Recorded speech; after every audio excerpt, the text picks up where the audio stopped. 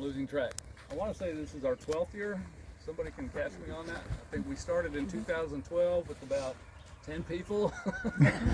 And I always tell everybody, I said, the reason why we keep having these is that first year, we're going around the park and everybody keeps coming up to me, man, we got to do this again. Okay, I'll go talk to Tim. No, we already talked to Tim. He said he's coming back. So, all right, very cool. Well, Here comes Lou Wallace in on 2 wheels. Part of ours. We know them. We came down the right road. Yeah, so that's good. them. Yep. All right, so sometimes it's kind of hard to come up with new subjects when you've been doing things for a while, but we managed to come up. We've got one hike today with Tim that's new. We haven't done this one before, and then Bjorn, two hikes tomorrow. One on Ambrose Pierce, which he's done before, and then one on Bowen's Brigade. That will be brand new. So looking forward to that. That should be very good. And let me think. I wanted to introduce a couple of people before I introduce the gentleman behind me here. First person I want to introduce is Mona. If you all don't know Mona, Mona's the one who keeps us fed. And she... Yay! Quartermaster commissary. That's right. She's our quartermaster. She keeps us straightened out. And she kind of keeps me updated on what's going on at the park, so keeps me in the loop. The other person is our official videographer, the guy with the camera. Mr. Tony. If you have not seen Tony's YouTube channel, definitely check it out. It is a resource. It's not just a channel. He's got some fantastic videos, not just about Shiloh. He's got a lot of other battlefields that he's been to. And if you catch him riding around on a bike or running or something, be sure to wave. Say hello. So, all right, I guess we're ready to go. So, you've read his books, you've read his articles, you've seen him on TV, you've probably seen him on the radio. He's not even paying attention to me. General Sherman. Ladies and gentlemen, Dr. Tim Smith. Good morning, great group. Wow, great weather, great battlefield. We're gonna have a great day, right? Yeah. All right, good. Hey, I hadn't seen y'all in a long time. I had lots and lots and lots of old friends and some new ones I see that we're gonna make friends today. So, very good. All right, what we're gonna do today, of course, is, and this comes courtesy of Mona. This is from the fertile brain of Mona. She comes up with topics a lot. She came up with the first topic, in fact, the first one of these hikes, and I always tell this story. I probably told it before. I can't remember who I told what. But she wanted to do Claiborne's Brigade. She has a man crush on boy crush or whatever. She has a crush on Claiborne. She wanted to follow Claiborne's Brigade. So we get out there and we start, and I start introducing things, and I say, all right, we're going to follow Randall Gibson's Brigade today, and just the sheer look of disappointment on her face, she almost melted, But well, I was kidding. We did Claiborne. Mona's the key behind all this. She and Perry, and so thank y'all for getting all this together. So we're going to follow the campsites today. This is not something that we normally visit. When you come to the battlefield, you want to see the fighting areas and all of that, and we don't normally go to a lot of the campsites unless you had an ancestor there or some specific reason. So one of my goals each year is to take you to places that you may not have been before or not often. And so I think probably back in the campsite areas, we'll get into some of those today, hopefully. May not. You may have been to every tablet on the battlefield. That's all right. But we're gonna do it a little bit different. We're gonna do it by division and by brigade. And I think what we'll do, we'll walk over to WHL Wallace's headquarters and kind of introduce how we're going to do things there and all that. But one thing I did want to mention, we're going to be following closely the maps. For one reason, I've been to all the tablets before, but it's been years, and there may be a few out in the woods that I get turned. Where's Bruce? Bruce likes to remind me that I get lost every once in a while. There's nothing wrong with that, and it absolutely happens. Here comes another one. That may be ours, I don't know. But so we will depend heavily on the maps. I'll get it out and show you because they're literally out in the woods. There are trails to all of these, but we may be coming in from a different side than the trail is coming in. So it may take a second or two to look to find what we're looking at. But I say all that to say this: if you are so inclined and interested and need map verification or want to follow along on the map or something like that, these are extremely valuable. This is old generation, they look different now, but if you're really interested in that, it might do you some good, and I get no cut of this whatsoever. I'm not selling things for the bookstore, but we'll take a minute if you want to run to the bookstore real quick and grab one. I don't think they have any cards. Oh, are they sold? All right, scratch that. We're done. All right. Any questions before we get started? So for next year, for anybody, you can download an app called Avenza. Okay. And you can use it with no cell service, so it's kind of a similar map. Okay, so that's the park brochure map that's on there. Okay, And I think and that'll help you. You can buy that get one a- too and put it on here. Oh, you can buy one of these from Trailhead. Okay, I didn't know you could do that. Okay, anything? All right, you need to hit the head before we go. We're ready to head out. So, got a couple. A few weeks ago, I looked up a pair of clothes. Just get clothes.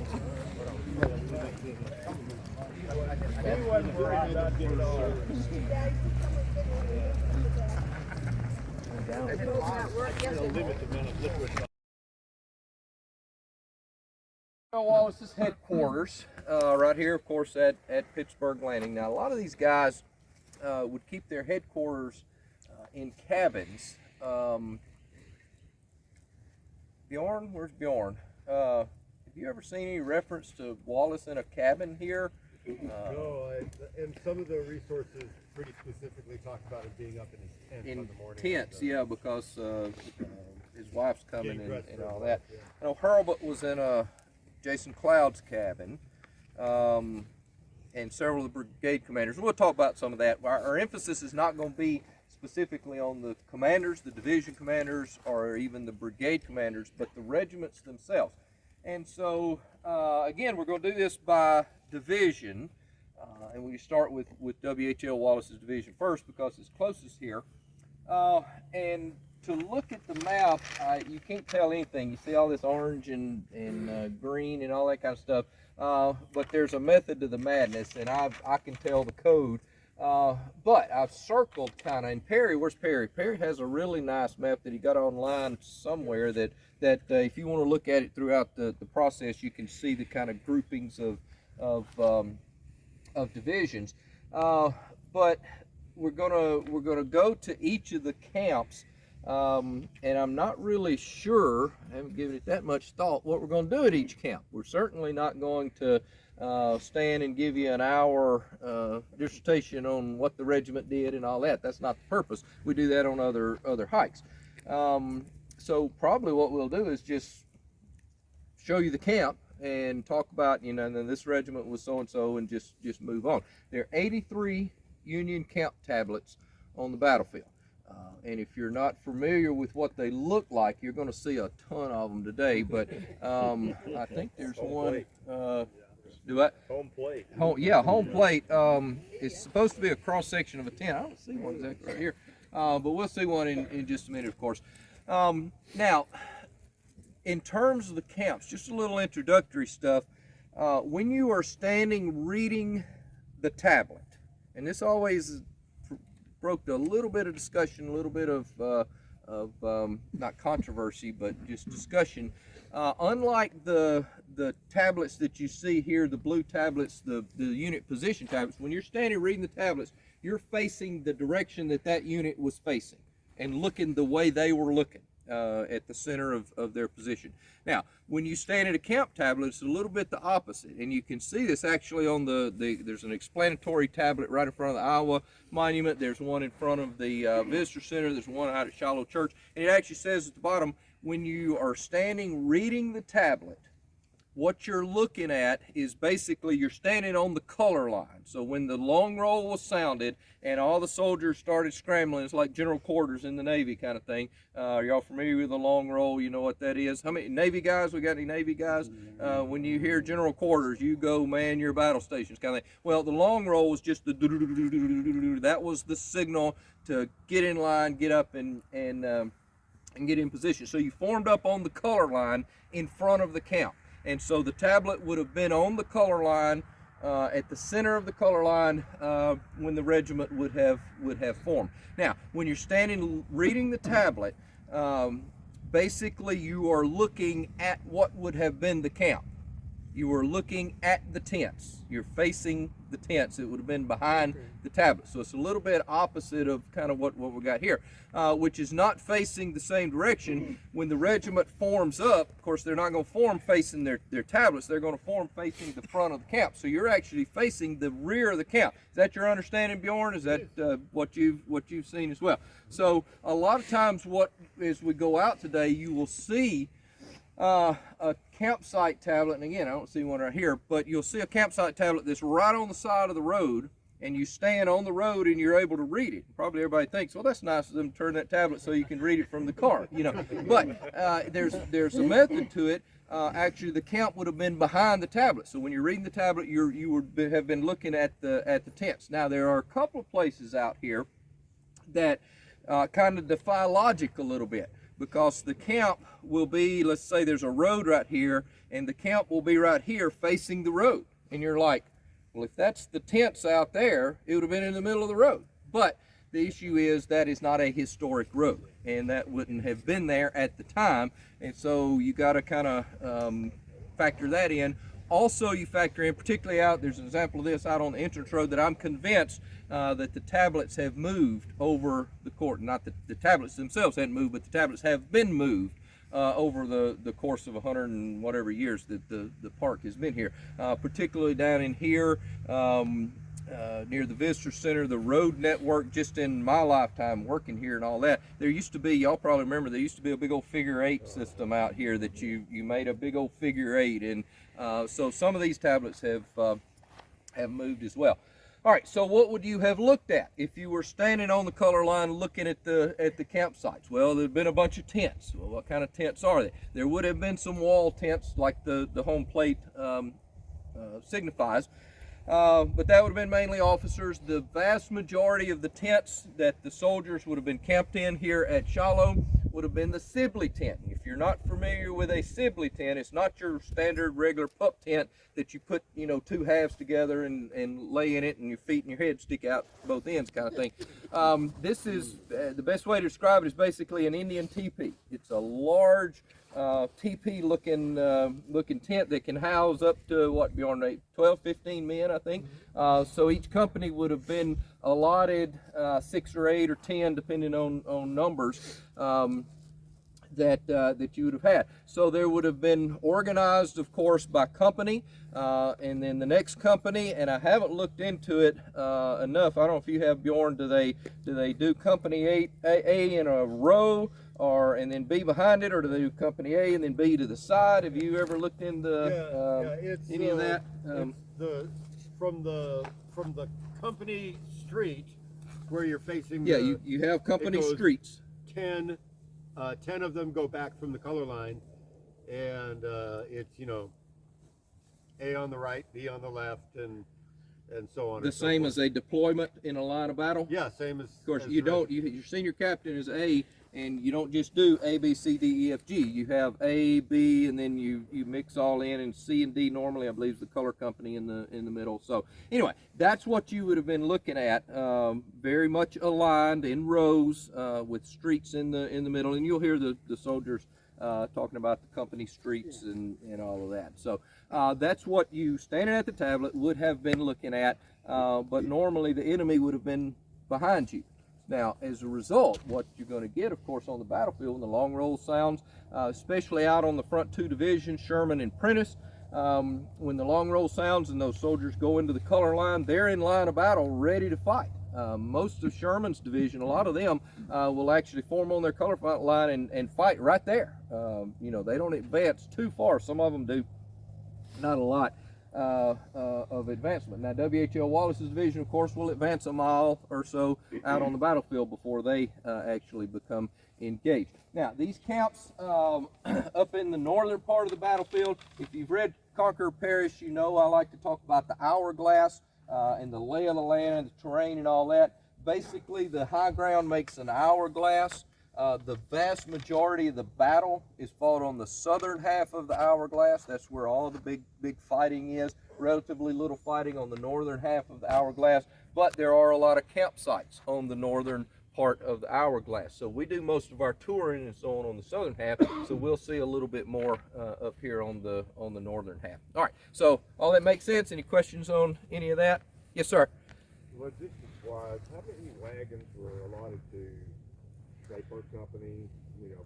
Well, it depends on when during the war, of course. We're specifically Shiloh here, and I don't have a specific number, but this early in the war it would have been more wagons, because they figure out the farther they go, the less wagons that we have to. You can get by with a lot less, you know, junk. You don't have to carry, you know, bedsteads and dressers and all that just to camp in, kind of thing.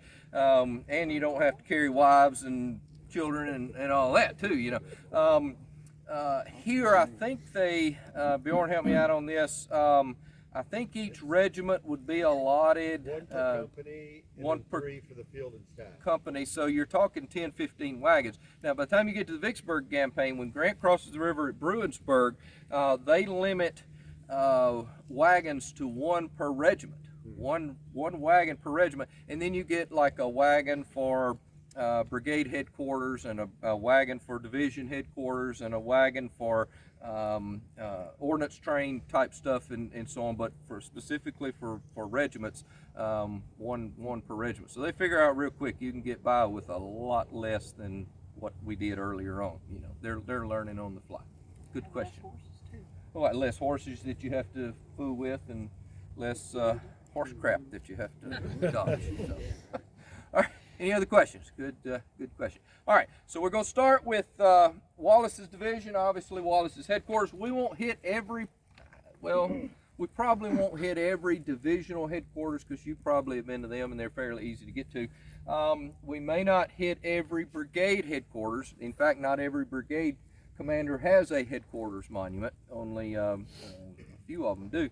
Oh yeah, one other thing that we're not going to hit. Now, again, there are 83 campsites on the battlefield. We're not going to hit all 83. There's no way that we could do it. Each division has 2 or 3 brigades, or 4 in Sherman's case.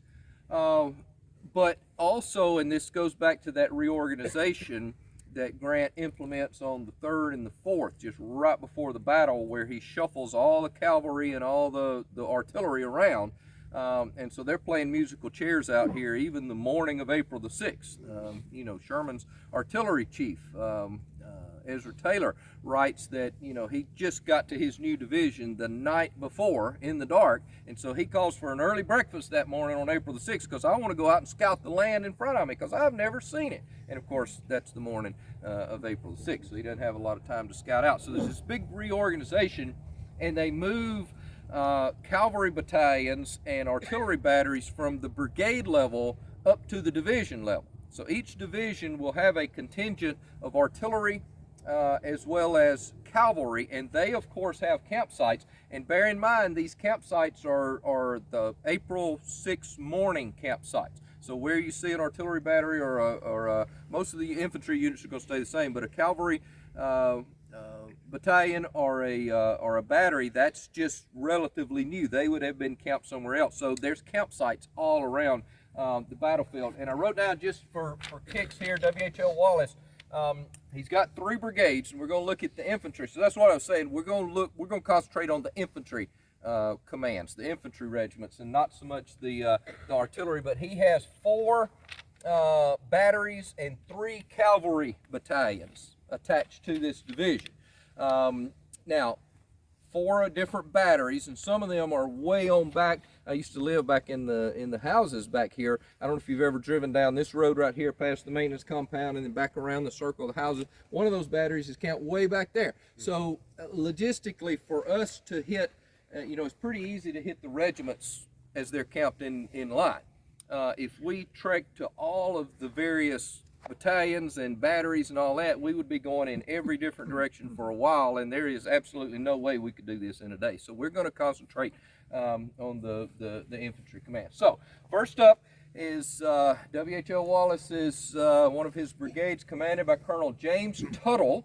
This is the Iowa Brigade, the famed Hornet's Nest Brigade, 4 regiments, the 2nd, 7th, 12th, and 14th. So we're going to head out into the woods here and look at 3 of the 4 of those. 3 of them are marked, and you will recognize a little bit of where we are. Those of you that are Hagees fans, these are back on the road down to Hagees, but you'll recognize that as we go. The 12th Iowa is no longer there, so, and it's on private land anyway, so we won't get to go to that. So everybody ready?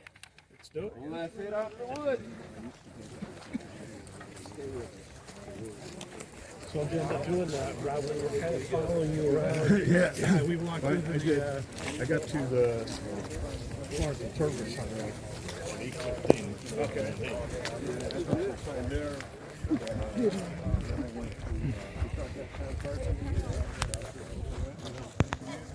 then you realize how smart I was, and that he was getting on the motorboat. Or brambles.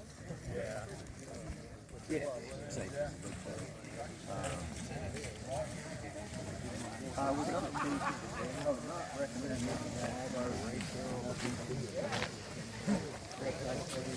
don't know. He said I'll give you a call when we get together.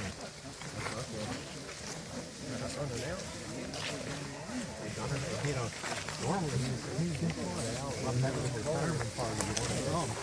He just bailed. No idea. Really killed this.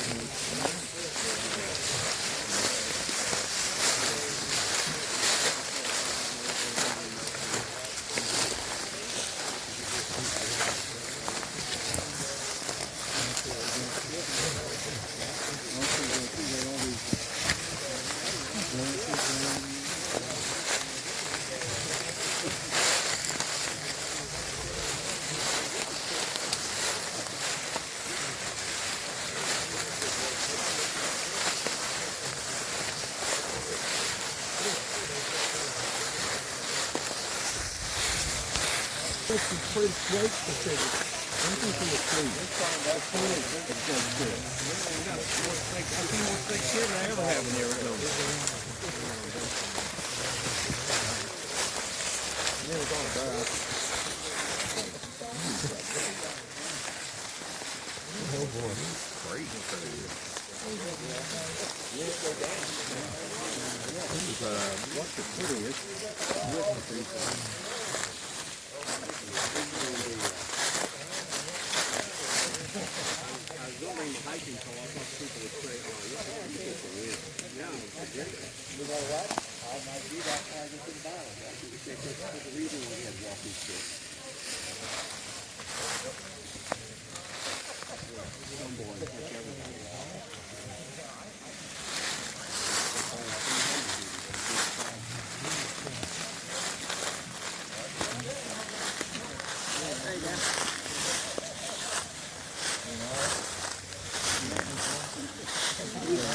You have to do this, don't you? I always take it someplace.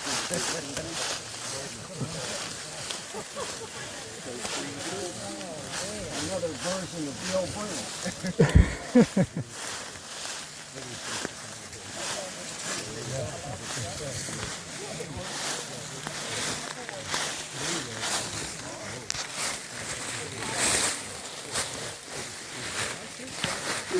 Yeah, I have my glasses on that one. I got a glass right on my face.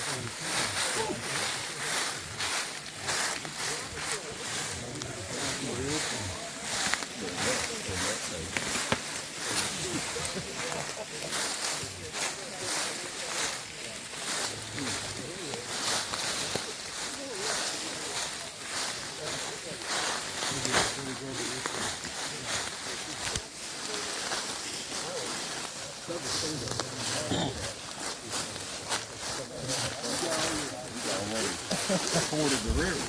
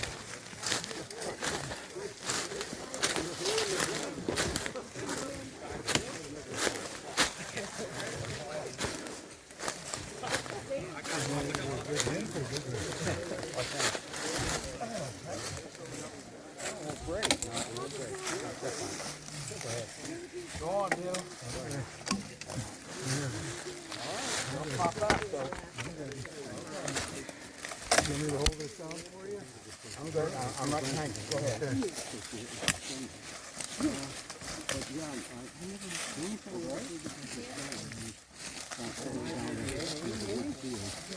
No, because at least we had white blazers.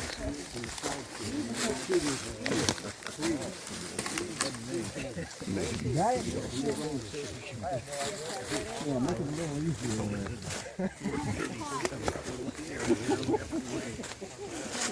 For the most part, when I was on deployment, I stayed in a hotel. I was in a rebuild. That was my Real good. I did not, I was only in the field a couple of times.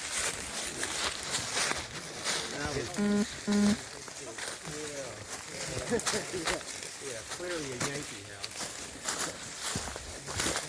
There is a fence. There's some wire.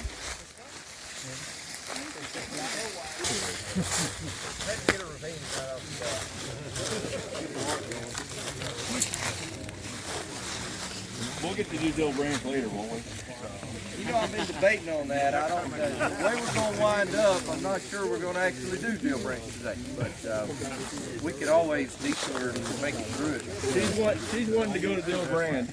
You hadn't been through Deal Branch? We did it once. We did it 2 years ago. Okay, so you You did it. got the t-shirt. Could you imagine after a hard rain? If you are interested in the map, yeah, you're letting us down here on, you need to, we messing with you. We decided you like the red ones better than you do the blue ones. All right. Now, you can't really tell it, but Tuttle's Brigade is going to be in a semblance of a line. It's going to be basically something like this. This is the 3rd Regiment. It's the left middle. The far left will be the 12th Iowa, and any of you, this is the road that goes down to Hagee's. Y'all have probably been by here. How many of you been out here 1,000 times and never knew there was a tablet out here? You know, next time you come by, look real close, right across from that, right before you get to that house. But if you continue on down there, it goes to Hagee's. When you start down the big hill there, you'll see kind of a gate, and up on the left there'll be some high ground. That was the campsite of the 12th Iowa, and that's Reed's regiment, the Hornet's Nest, all of that. That campsite tablet is no longer there, but that's where it was. So it would have been in line the far left. This has been the left center. Next will be that we're going to visit, of course, is the 14th Iowa, and then the 2nd Iowa, a little dog leg back to the back. Now they do form their camps in most cases in lines. I mean, there are military precautions taken here. There are military protocols that you do everything in order and in line and all that kind of stuff. So that's basically what they're doing. So they sound the long roll here in the camps. The tents would have been kind of on this slope back here, of course, that you see. Right here on the road, this is my knowledge is a historic road. May not have made the exact curves that it did. And by the way, this is some of the land that the Civil War or the Battlefield Trust, American Battlefield Trust, is preserved on the other side. So if you're members of that, thank you. So they go out into action. First action in the Hornet's Nest, it said first position in line of battle, April 6, 1862, was 1 1/4 miles southwest at Hornet's Nest. So this 7th Iowa, just for kicks, who's the colonel in the 7th Iowa? Anybody know off the top of your head? I don't remember myself. 7th Iowa, Colonel James Parrott. Yeah, Lieutenant Colonel James Parrott. Do that. I said the first colonel has recently been promoted. Yeah, He's one of the brigade. Yeah, total. So Lieutenant Colonel Parrott. I believe Parrott, if I remember correctly, has some really good letters. I think in the State Historical Society of Iowa. Okay. You can read Parrott's letters. But this is the regiment, not the one on the main Corinth Road where the tour stop is, but the next one as you start down into Briar Branch there along the sunken road. That's their position. So we've got 12th Iowa, 7th Iowa. Let's head to the 14th Iowa.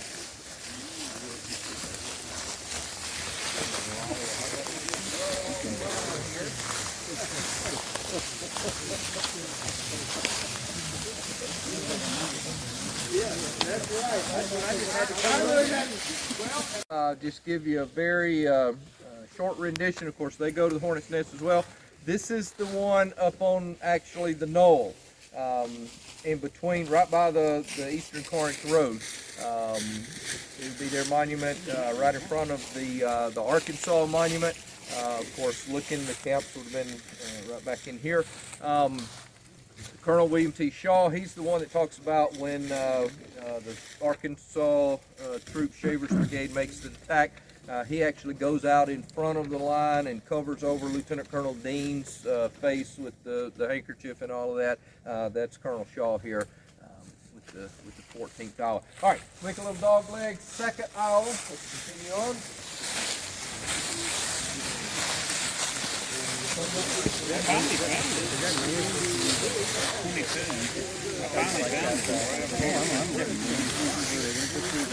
There it is.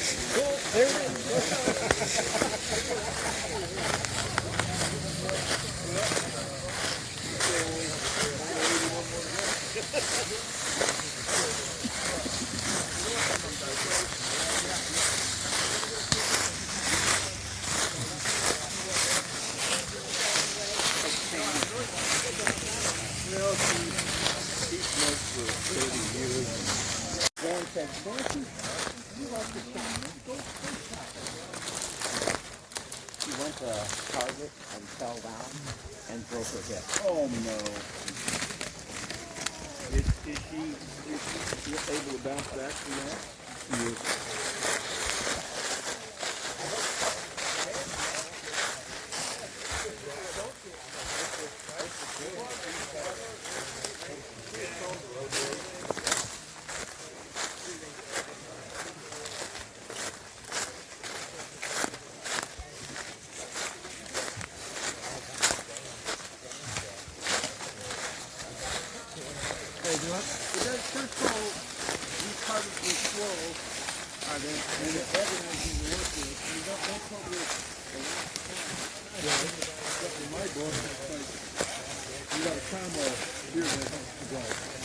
Oh, really? Okay. Oh, okay.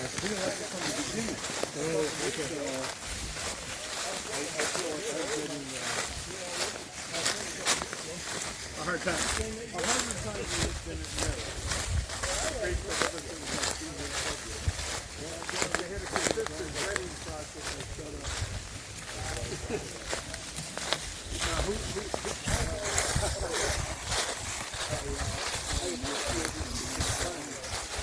So I guess now after this I had about 7 weeks, and I kind of like the talk I'm going for river so off to the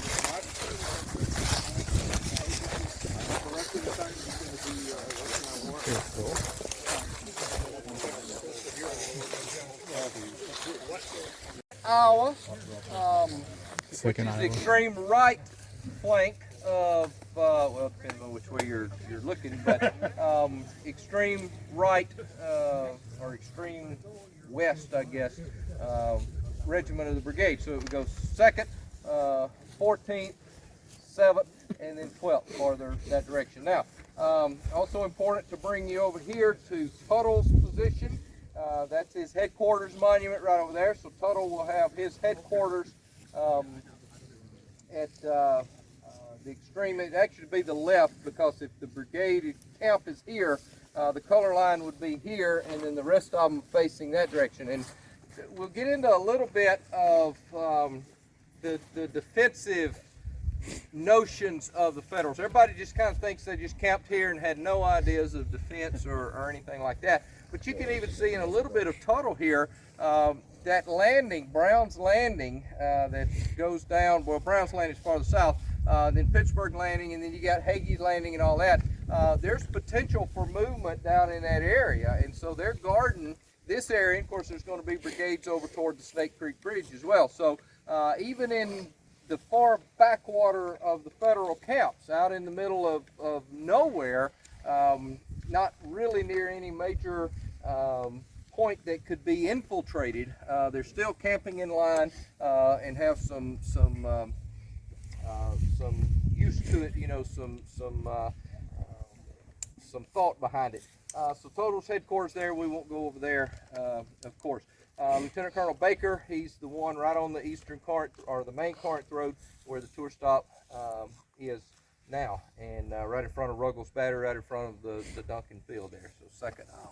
All right, somebody had a question. You had a question. Yeah, during camp and their typical day, you know, breakfast, brunch, or whatever, dinner, you know, what would they eat? And was that really enough calories to fight, or were they kind of malnourished while they were engaged? Well, again, that depends on kind of what point in the war. Here at Shiloh, there is, as I understand it, they're eating pretty good, because they've got a secure supply line on the Tennessee River, so they're bringing in supplies. So they're eating everything from hardtack to salt pork. You hear a lot of the sow belly and salt pork and all that. Now, that may not have been very good, but it was at least furnish them calories, you know. Now, what you'll read in a lot of the Confederate accounts is that when they take these camps, and these camps are never taken. In fact, that's Grant's last line that you see on the other side of the ridge over there, those tablets. And that portion of the line is never even tested. So these camps are completely safe. But those that are overrun, the Confederates will talk about, you know, we're opening cans of oysters and all these delicacies, cheese and all kind of stuff, you know.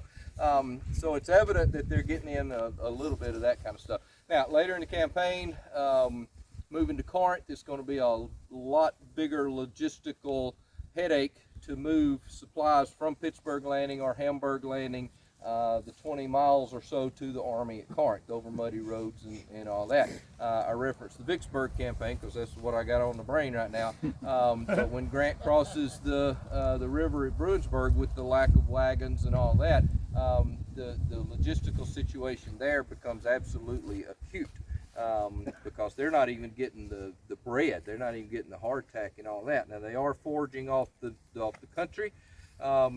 They're actually finding a lot of meat, tons and tons of meat, beef and sheep and a lot of poultry, ducks and chickens and geese and all that.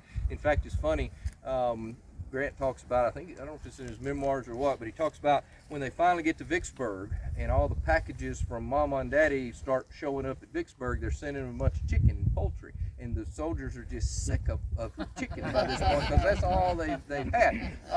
But if you're on a pure meat diet, now I'm almost on a pure meat diet. I could eat ribeyes about every day, you know.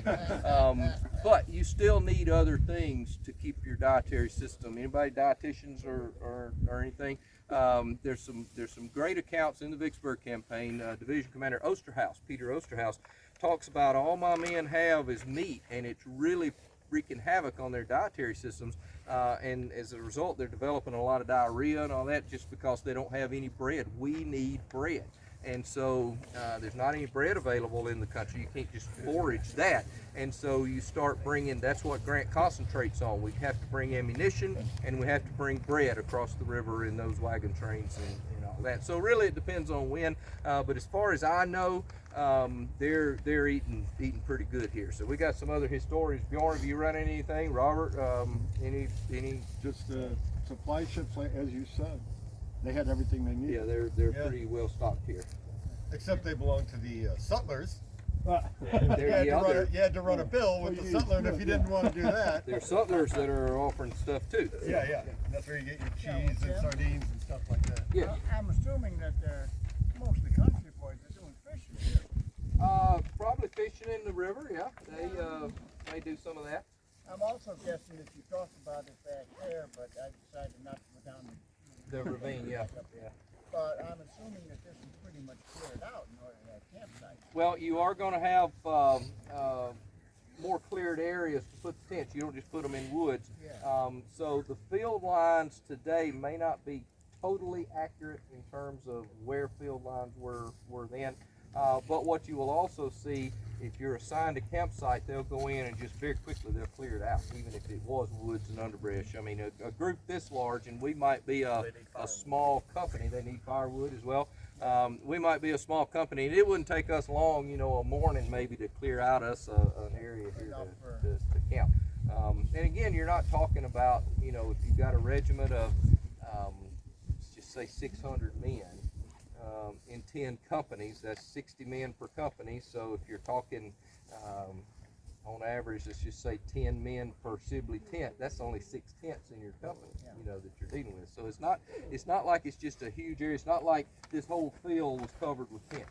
These are in my mind, we have a little bit more grandiose thought of the camps, I think, than what you would have actually had with the Sibley tents. Of course, you're going to have the attendant officers' tents and adjutants and sutlers and commissaries and all that around as well. I also remember that from your book, a lot of the units, or some of the units anyway, got here like the night, the day before. And Some of them will. Just bivouac at the landing or something, yeah. is that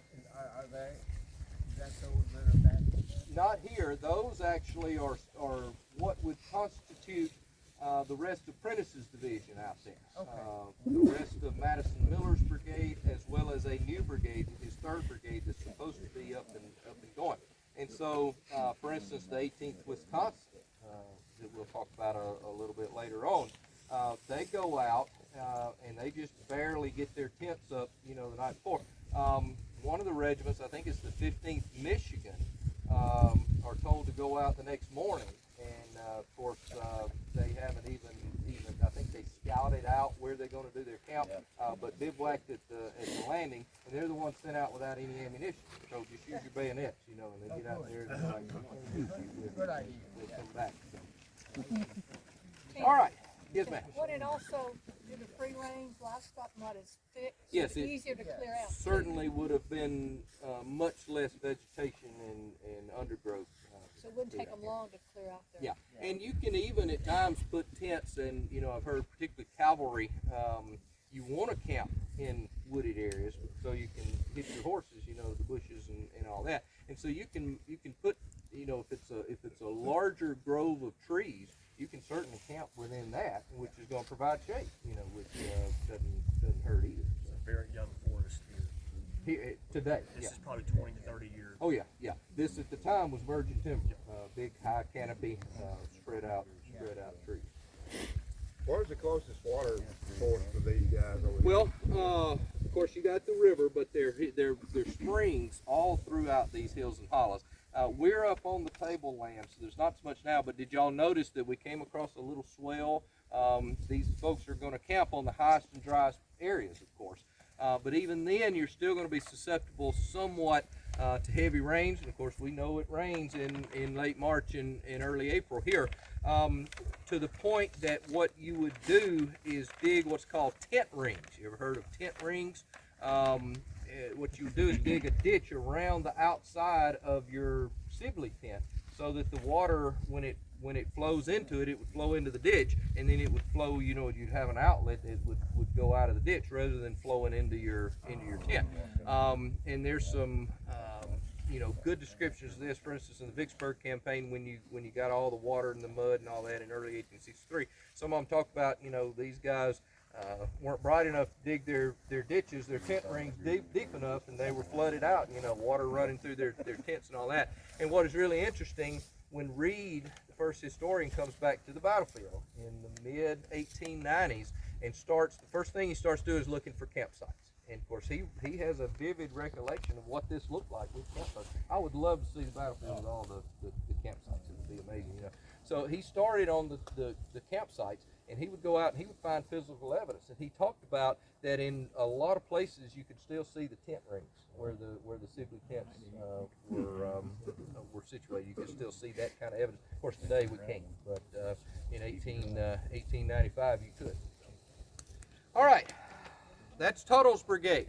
Let's move on, and I'm guessing a lot of you have an interest in a certain brigade, so when we get to that, you know, you'll perk up a little bit. But that's the Hornet's Nest Brigade. Next, we're heading to Tom Sweeney's brigade. Anybody know anything about Tom Sweeney? One-armed Tom Sweeney. He's the one that's wounded in nearly every battle in Grant. I can't remember if it's after Corinth or after one battle. Maybe in here, I don't remember. But Grant rides up to him and says, "Tom, you weren't wounded in this battle, so this is not an official battle." You know, it's also Tom Sweeney's the one that gets in the fist fight. Well, I guess it would be a fist fight. What's plural for fist? It wouldn't be a fist fight, but he's a fist fight with Grenville Dodge in the Atlanta campaign. Y'all remember that story? Oh, yeah. Tony, we better. I'll tell you. Stole my bus. That was the site he was going to find.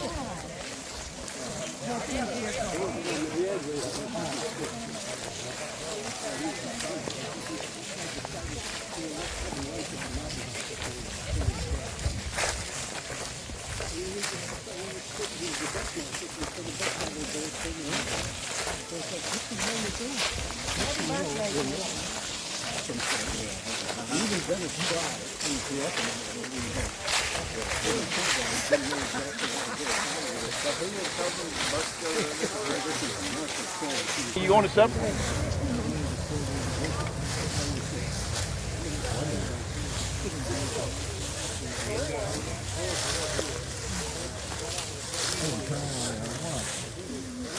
Take care of that.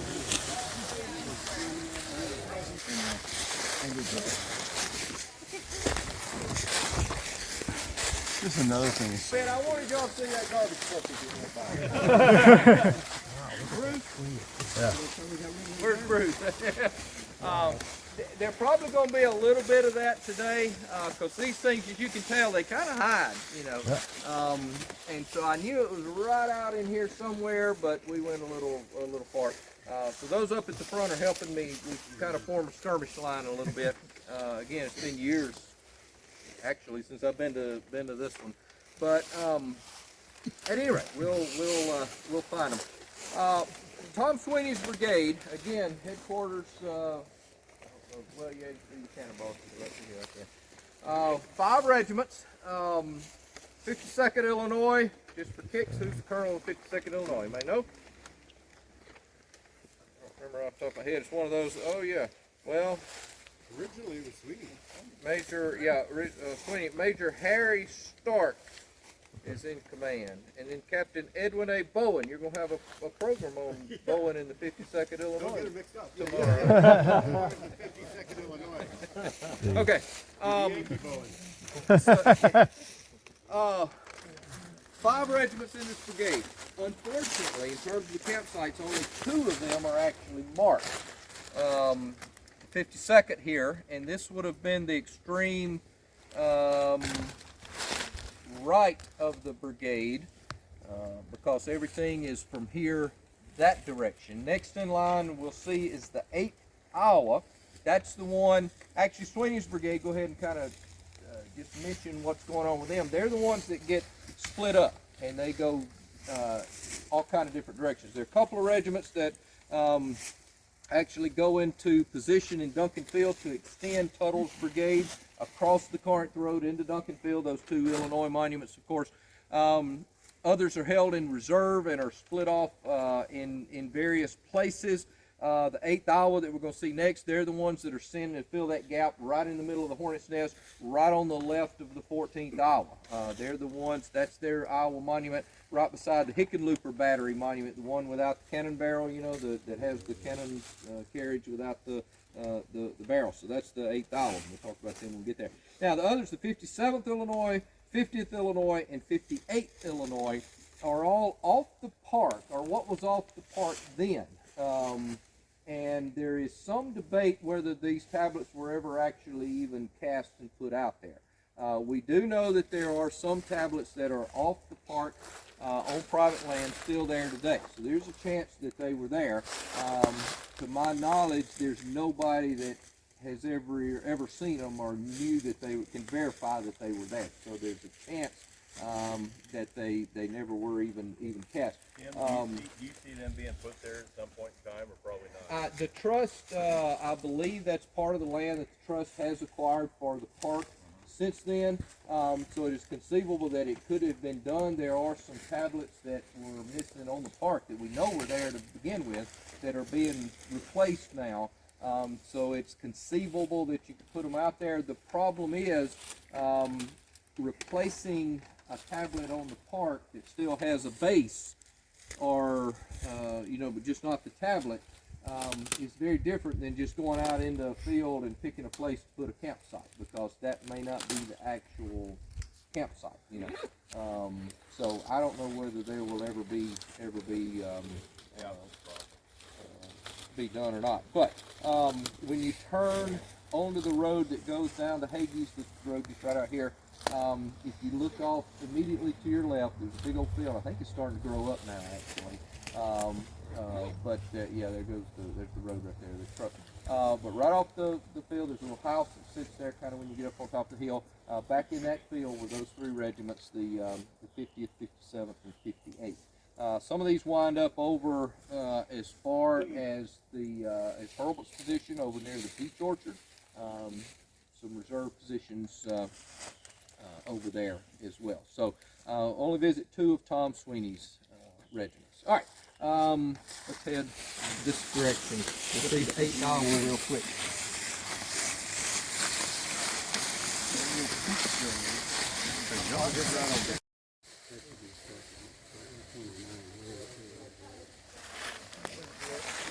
Fort Donaldson, and so yes, they have seen the elephant, if you will, and have seen action. Now, not everybody. There's some exceptions, new regiments that have joined brigades and so on. By and large, this division has seen action and is engaged. So just a tad bit, because I read my map wrong, and actually what they're in between the 52nd Illinois, and I didn't put my glasses on, probably the problem, and the 8th Iowa was the 7th Illinois, which I have them all highlighted in green, and the highlights come off, so that's why I didn't see it. But so there's 6 regiments in this brigade, 7th Illinois included, plus it's right at a fold there. At any rate, we'll see the 8th Iowa next. So 7th Illinois, who was talking about, we were talking about 7th Illinois last night. Your new best friend. Yeah, exactly. And they were later mounted down around Corinth and so on. Did you have an ancestor in the 7th, or just interested in it, or? My ancestors were fighting the mafia in Sicily. Oh, fighting the mafia in Or they Sicily. were the mafia. I have to figure out which Okay, one. well, I knew a Major Monroe came from our town, from your town in Illinois. Okay, what town? Mattoon, Illinois. Mattoon? Okay. Yeah, and he went back, and Grant put him in charge of the Illinois 123rd, and he led the 123rd with the Spencer, or with the Wilder's Brigade with the Spencer carbine, and held the flank for Rosecrans to escape back to Chattanooga. Oh, wow. Chickamauga. It's interesting, of course, to follow their histories, not only at Shiloh, but to see what they did, later on. Again, I'll mention a lot of these, probably Vicksburg, but then on the Chattanooga and Atlanta campaign and all that. This is one of those regiments that's engaged on that line in Duncan Field. It extends W.H.L. Wallace's line in Duncan Field. All right, let's head on to the 8th Iowa. He's watching, of course, again, we crossed a little swell, we're up on the high ground. In some of these areas, of course, there are roads that crisscross all out in here. Back in here, there's some bridges, concrete little culvert bridges that date back to the early part that I don't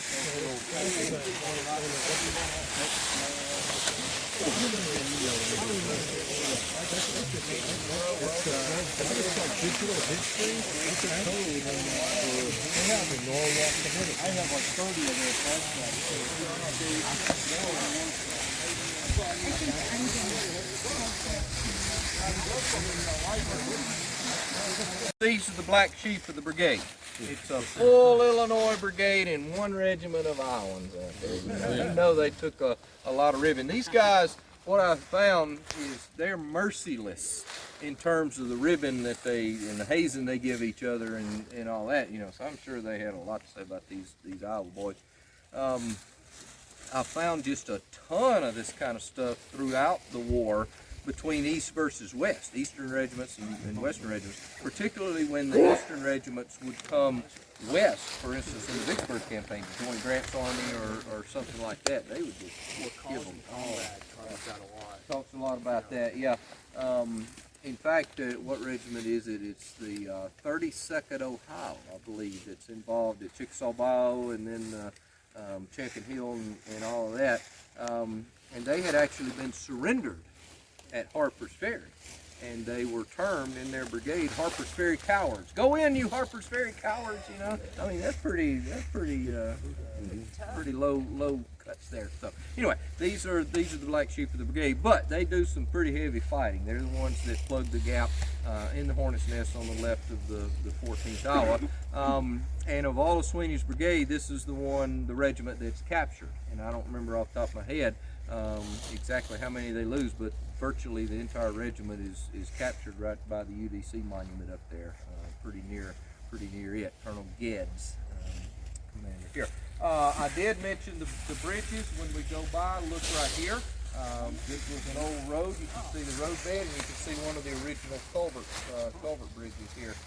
In fact, we'll just cross it. All right, let's, again, if you continued on the brigade line, are you able to see basically the brigade line and what it would have looked like? Of course, it would have been like this, color line formed that direction. You can kind of start getting some clues.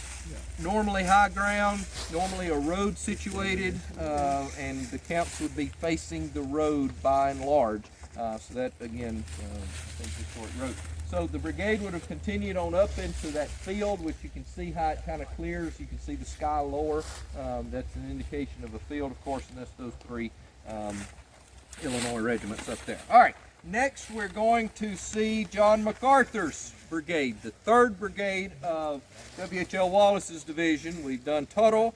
Here we've done Sweeney, so now John MacArthur. John MacArthur's headquarters are right on the entrance road, right in you turn off of Highway 22 on the entrance road. You see that monument of cannonballs out there. That's John MacArthur's headquarters. There are, unless I read my map wrong, 1, 2, 3, 4, 5 regiments in MacArthur's brigade. And this is another one of those that gets spread out all over creation. And we'll talk about each individual regiment as we as we go through that. So let's take this road and head over to Circuit, Missouri.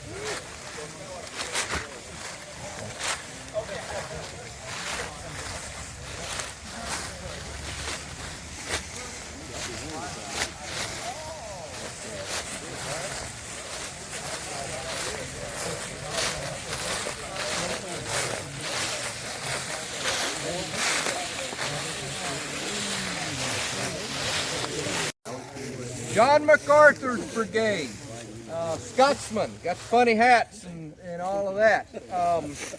Now, what's interesting, of course, is that what's MacArthur? Is he a brigadier general here yet, or is he still a colonel? I think he's got a start. Has he been promoted at this point? Colonel Tuttle, yeah, Brigadier General John MacArthur, Colonel Sweeney. All of these, even colonels in brigade command, but yet still colonels, do go on, and a lot of them reach much higher rank.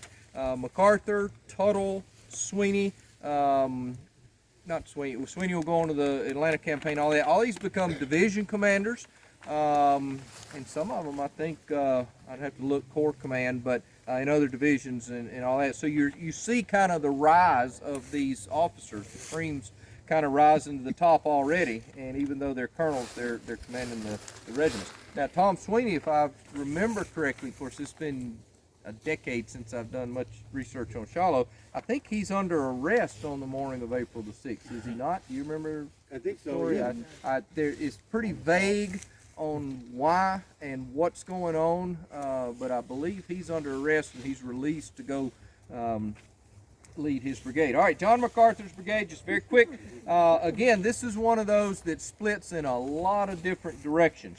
We'll see the 81st Ohio in just a little bit. They kind of fight on their own, not really connected with much of anybody. You've got the 13th Missouri and the 14th Missouri, and I can't remember, Bjorn, help me, which one of those is also the 66th Illinois? 14th. That's the 14th. A couple of these, the 81st and the 14th, are left in this area to guard the Snake Creek Bridge. And of course, that's where Wallace is eventually going to come across. You also have the more notable regiments that actually get heavily into the fight, and that's the 9th and 12th, and we're going to see those in just a minute. 9th and 12th Illinois.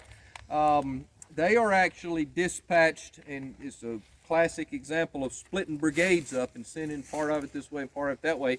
Exactly what happens on the division level. Part of it goes this way, part of it that way. Sweeney and Tuttle pretty much fight together, but MacArthur's kind of set in different directions. The 9th and 12th Illinois wind up over on the extreme left flank of the Union Army in that major ravine right in front of where Albert Sidney Johnston was killed. And they have some really huge fighting out in there, and I believe the 50th Illinois of Sweeney's brigade winds up over there as well. They get caught down in that ravine, the 9th Illinois does, and some really heavy fighting. In fact, it is the 9th Illinois monument in the cemetery that was the first actual monument that went up on the battlefield, a monument to a regiment or monument to troops. And of course, it's in the cemetery now. It denotes the heaviest casualties of any single regiment. I guess we should wait till we get to the 9th Illinois to talk about this, but I'll go ahead and talk about it now. But they go into action, if I remember the numbers correctly, with 578 men and they lose 366 of those. 366 out of 578, and you can see that monument, of course, in the cemetery there. All right, so 13th Missouri here. We're going to push forward just a little bit, see the 12th Illinois, and then we're going to come back out on the main road to see the 9th Illinois before we cross Highway 22 and see the 14th Missouri and 81st Ohio. So, any questions here? All right, let's head on.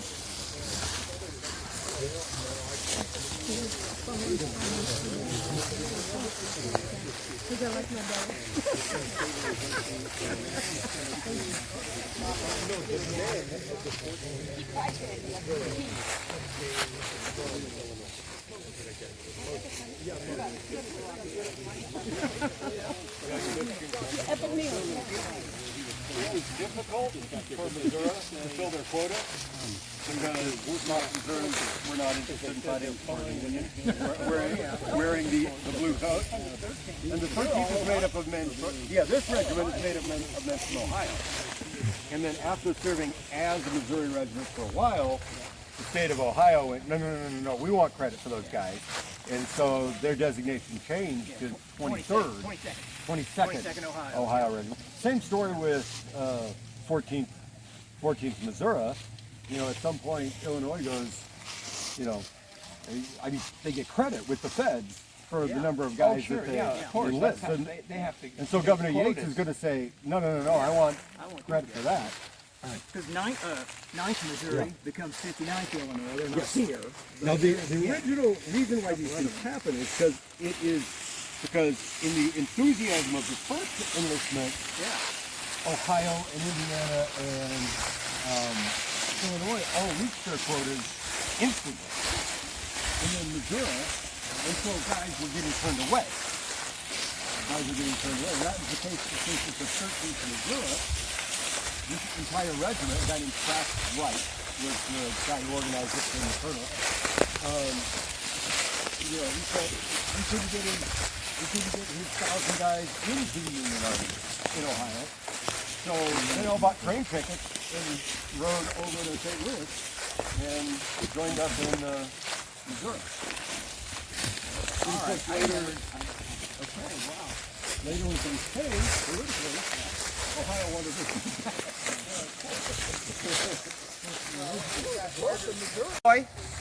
12th Illinois. Again, part of MacArthur's brigade. Now this brigade, somebody had asked what had they been engaged in beforehand, if they were veteran. Yes. If you remember when we went to Fort Donelson, how many of you were at Fort Donelson with us? Bjorn, where's Bjorn? Maybe we should go back to Fort Donelson and do another. Maybe we should go back to Vicksburg. We'll talk about that. But y'all want to go to Vicksburg? Yes. Do what? Well, The headquarters are closed off, like the northern end of the battlefield is closed Thursday.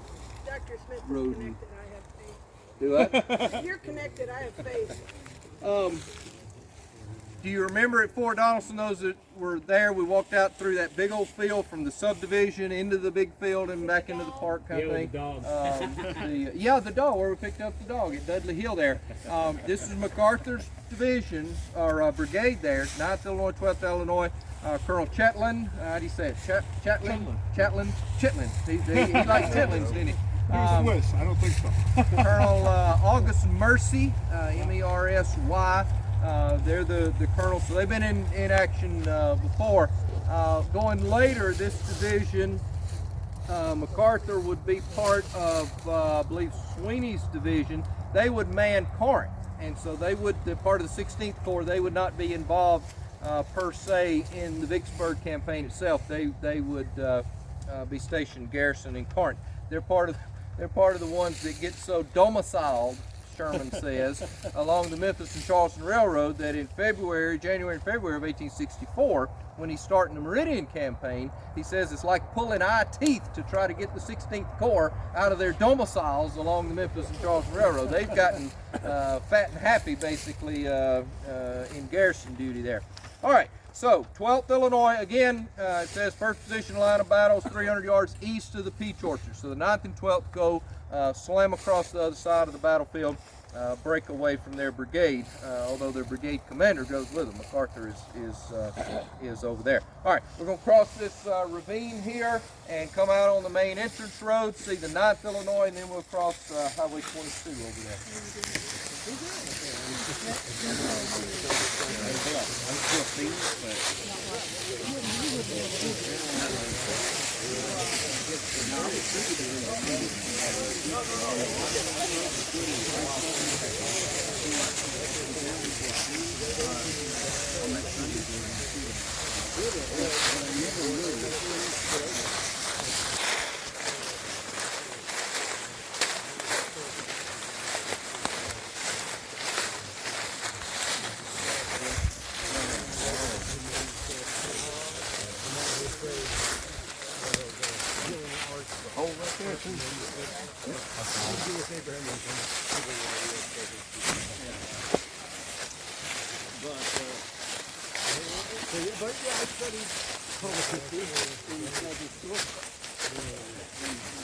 Then had a chance to come and work here for a couple of years.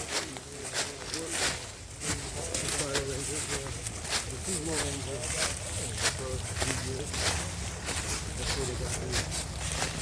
That's where I learned how to do programs to do this kind of thing.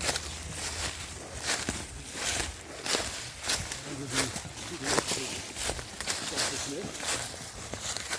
And occasionally Mr. Bart. When you had a chance to pick his brain, I don't know to do that.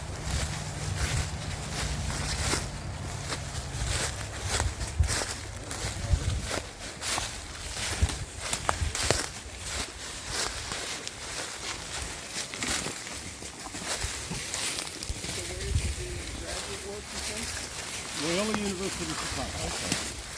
That's where my father went to get a nursing degree. Good college.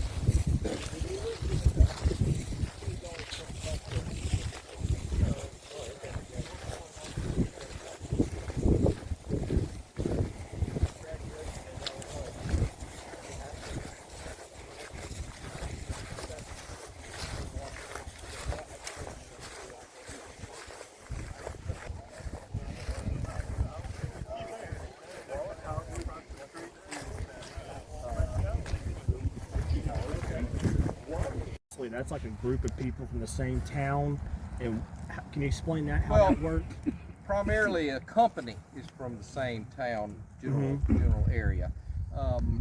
So just take, for example, the area right here, Adamsville, Savannah, let's just say Savannah, Hardin County. Some guy, rich guy in town, puts out a call, I'm gonna form a regiment or a company or whatever, come join up, and when 100 people join up, company on paper has 100 men. And so they would go off, you know, to an induction center, and I don't know as much about Tennessee as I do Mississippi. Mississippi had like 4 induction centers, normally where railroads cross for logistical convenience, Corinth and Enterprise and Grenada and so on.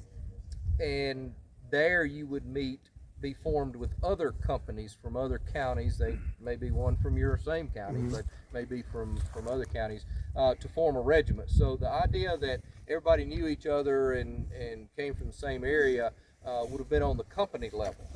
And 10 companies, of course, make up a regiment. So, for instance, I've heard a little bit of talk about, you know, who knows, Bjorn, you know anything about the 9th Illinois? I just looked it up. It's you looked it up? Madison County, St. Clair County. Okay, all 3 companies from each county. 3 from each. Okay, where were the other 4 from you?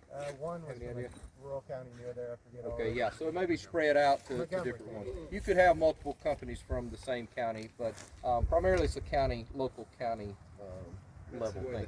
So, the 23rd, Colonel Monroe put a call out. He was married to the richest man in the town, his daughter, so he was influential, and they formed it from Coles, Cumberland, and Jasper County. Okay, and that's what you see a lot, that the head guy in town would go lead the men off to war, and you know, would be elected their captain, because obviously if he's the mayor, he's the main guy, we'll put our trust in him, so we'll elect him captain. Whether he knows anything about leading men in battle or not, you know, he's our leader kind of thing. And you might have the town doctor go along, be the surgeon or something. You know, he probably delivered a bunch of these boys. And so Town preacher. Town preacher might be the chaplain. Of course, when you get into the induction centers, what you're going to get is the main guy from this county.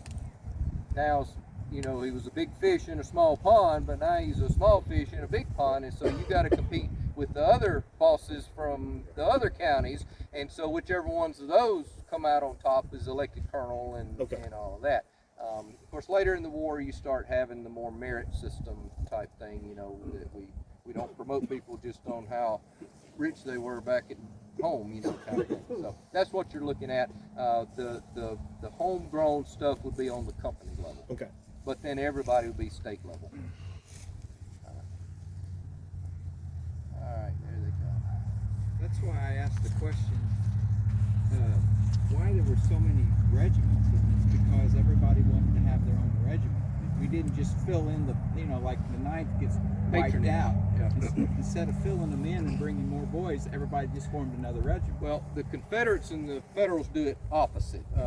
What you're talking about is on the Union side. Just create new regiments. That's why you get the 124th Illinois, and I think they're 200 and something New York type thing, you know, because they just keep adding regiments, and of course that's more patronage and for the politicians and all that kind of stuff. On the Confederate side, when you have new recruits come in, you feed them back into the existing regiments, and you keep the original regiments.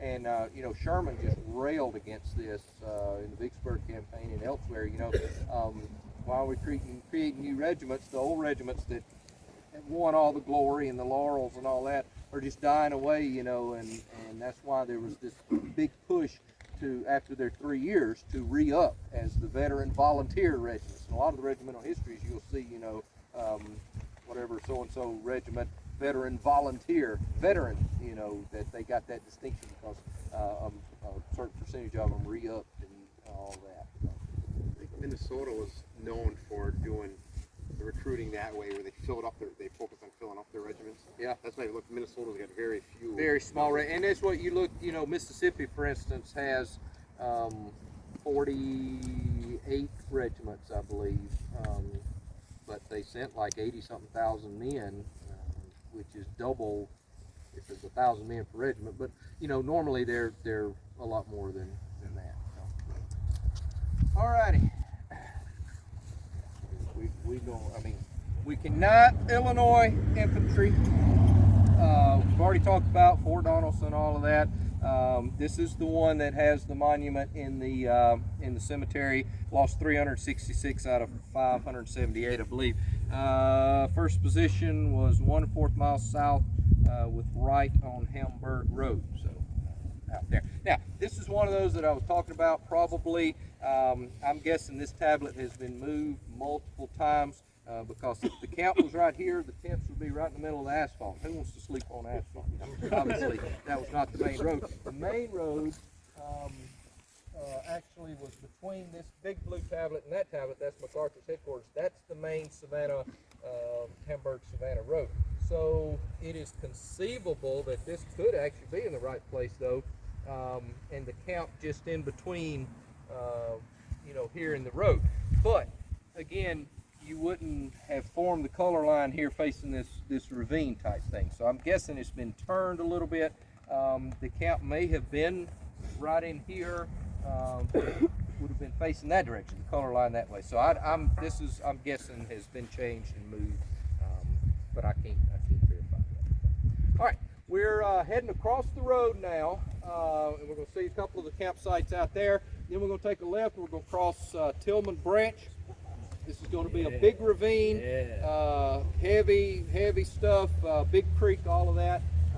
So be prepared if you go that way. Where are you going to come out? We're going to come out in Jones Field out there at Oglesby Harris headquarters. Okay. Can I thank everybody and apologize for holding you up. Oh, and thank everybody for helping me out of there. And second or thirdly, we have our truck here. If anybody wants to get rid of your jackets or whatever, the bed of the truck is undone. There's nothing in it. So feel free to throw them in there. I told her where we're gonna go. Yeah, your side suggested something like that. That's why I meant to call you a month earlier, because when I suggested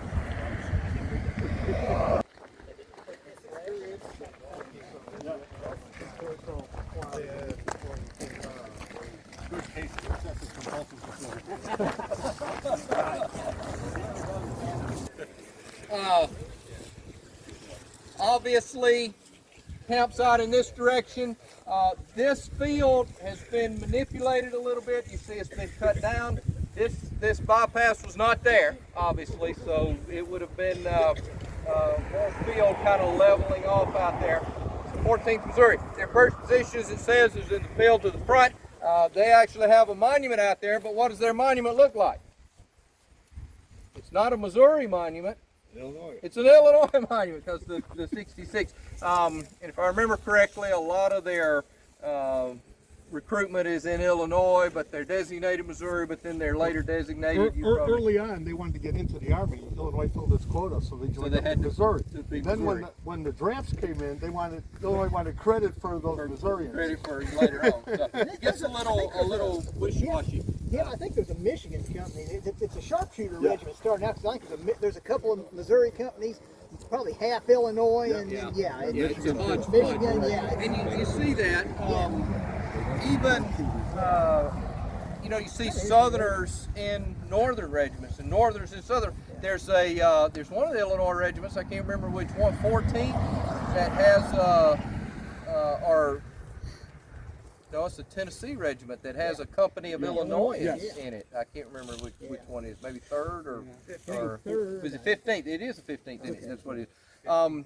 When the Union Army gets to Savannah, there's a bunch of Hardin Countyans that actually joins the Union Army. There's a bunch of Hardin County Tennesseans in the 46th Ohio, and a couple others. I don't remember exactly which one. So there is some back and forth.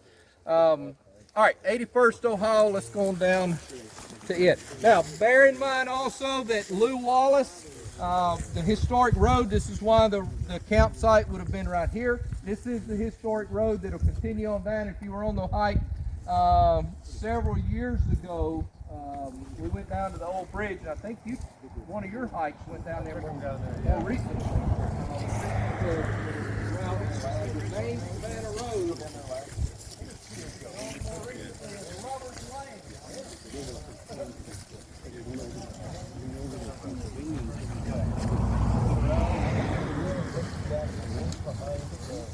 Oh yes. No, I don't know. I think I heard it from him.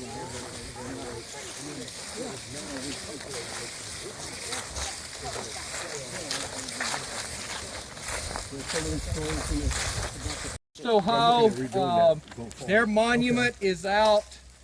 How can I explain it? It's near McClernand's headquarters, where you come out of Jonesfield and go through the woods. Well, I'll show it to you later. We'll go right by it, but we won't be thinking about the 81st Ohio then. That was the one on previous tours I probably told you they dropped in the bottom of the Tennessee River, and it spent like 3 months in the bottom of the Tennessee River, and they had to get it out and clean it off and all that. Big controversy over where it should actually go. So the 81st Ohio is kind of off on their own a lot of the time here. All right, we're going to get you a good ravine at this point. We're going to cross Tillman Branch and come out at Gloverfield area or Jonesfield area. We could go back to the road and across the causeway, but number one, that's a little more dangerous. And number two, why take the easy route when we can go across a ravine, right?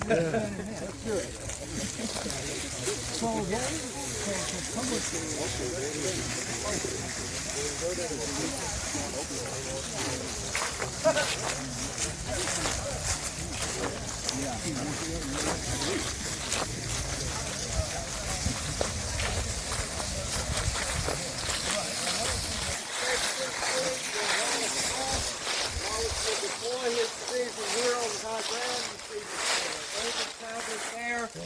There's another tablet right over here. That is also the monument for the U.S. Cavalry, I believe. Is it cavalry or it's not artillery and it's not infantry, it's cavalry. And yeah, it is the cavalry. So that's just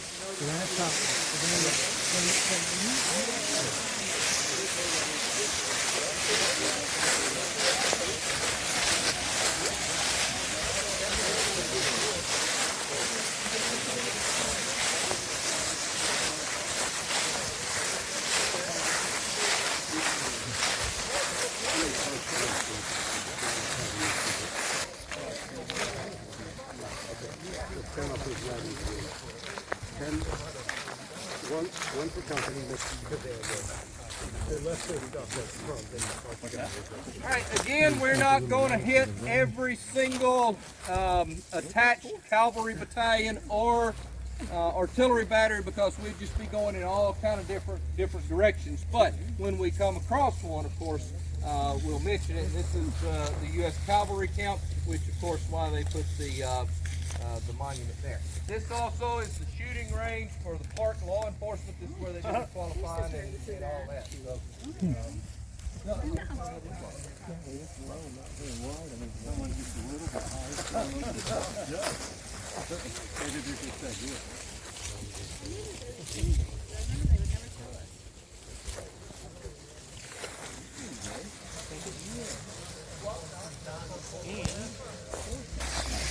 So you can pick them.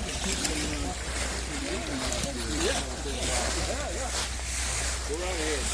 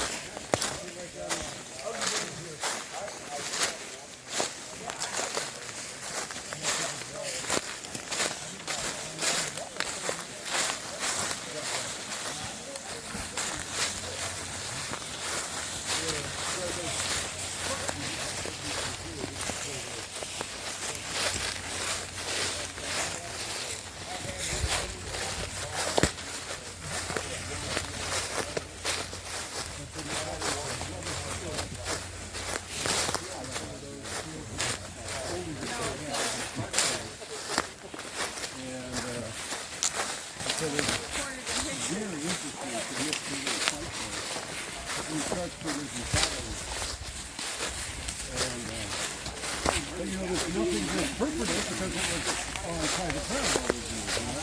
So you have to just know the story.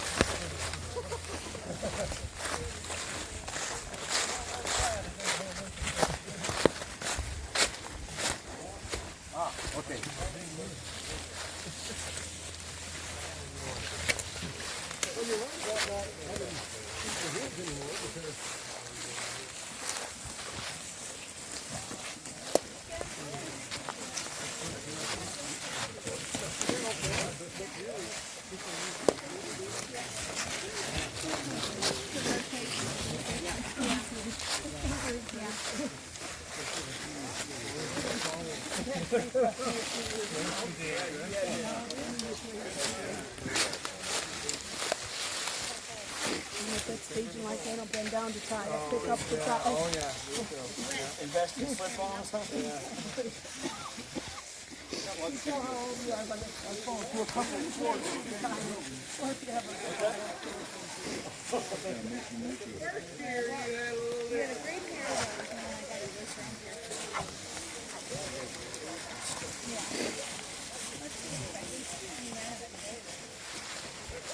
I had a friend, yeah, there's a great big one of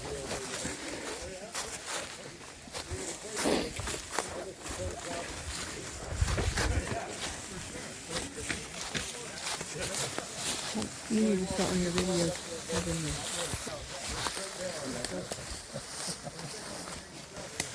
Hey, Russ, we'll see if you can make that jump as gracefully as Hannah did.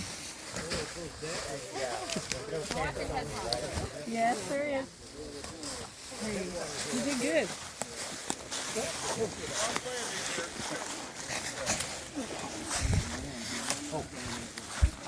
Got it?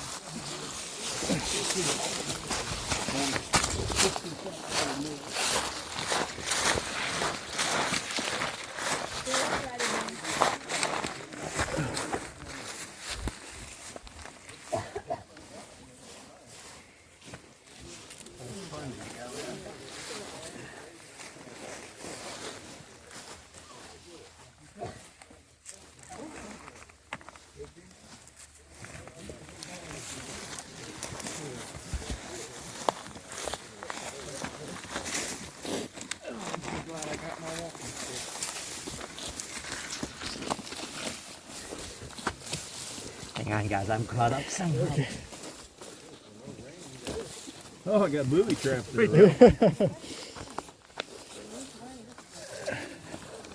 Tony, the way you look at that, I thought you were going to jump the whole thing.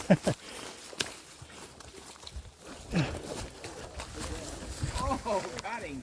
It got me. Ooh. No, I'm dry.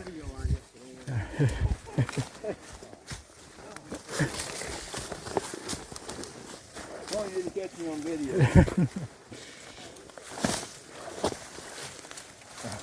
One step at a time, folks. Thank you. Thanks, Matt.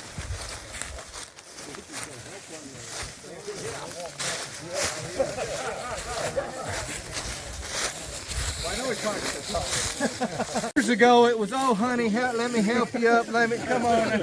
After 2 years of marriage, it's, oh, she'll be fine. We're sitting there, and I'm like, she'll be on.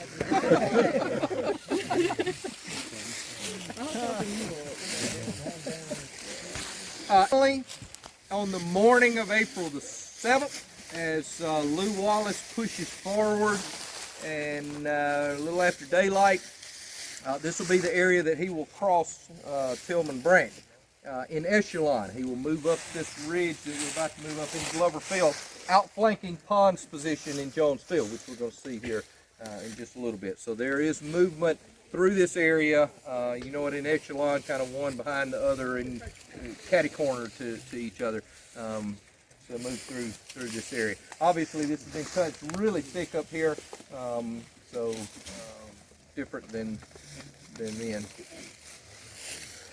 Question. Yes, sir. In the Union Army, for communication, was it responsibility from the top down or bottom up? Communication? Yeah. Messenger, runners. Primarily from the top down. Most of the colonels who are the brigade commanders won't have a full functioning staff. They might have an adjutant or a private, you know, or somebody that he'll send on a message or something. And in the case of Julius Wraith, of course, who is third in command that morning and finds out, I'm commanding the brigade. All he has is just one little orderly there, you know. So the functioning staffs that would have couriers and all that are the generals going down primarily, rather than, you know, up the chain of command. All right, did I see Perry? Did we all get? Did we lose anybody in Tillman Branch? Okay, well, if we did, We've only lost a couple, three. oh well. All right, well, let's get back up the bluff. Don't worry, Trey, we'll find him next year. We're out here somewhere. We'll try to help, don't worry about it. Well, it's the 50th year, 57th. Every November, every April. Help, it gets on the way out.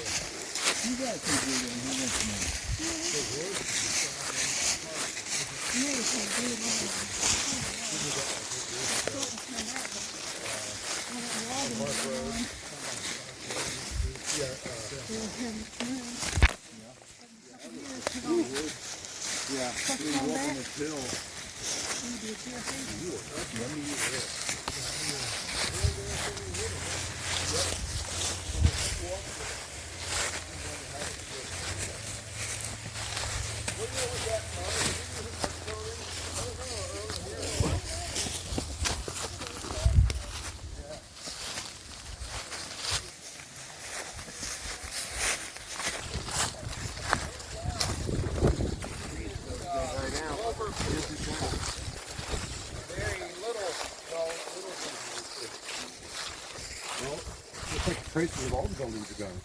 Looks like they really got in there and took them out.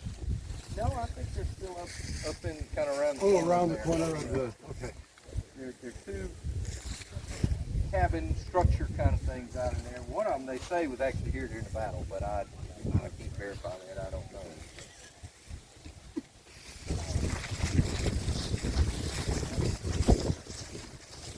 Favorite places is view sheds. If you look to the north here, you'll see where we just were, Thompson's Battery there. That's Grant's last line of defense. Now obviously we are outside of Grant's last line of defense. We're off the northern half of the hourglass. We're now on the southern half of the hourglass. So WHL Wallace is about all that camps on the northern half of the hourglass. There'll be a little bit back in there, some of Hurlbut's folks. But by and large, we're on the southern half, and we're starting to pick up. We're through with Wallace's division, all three of those brigades. Now we're going to start picking up McClernand's 1st Division. But I like this. You can see the valley of Phillips Range. You can see that artillery over there. Just imagine Wallace sweeping in on the flank here and outflanking Pond's position, which is this red tablet right here. But careful crossing.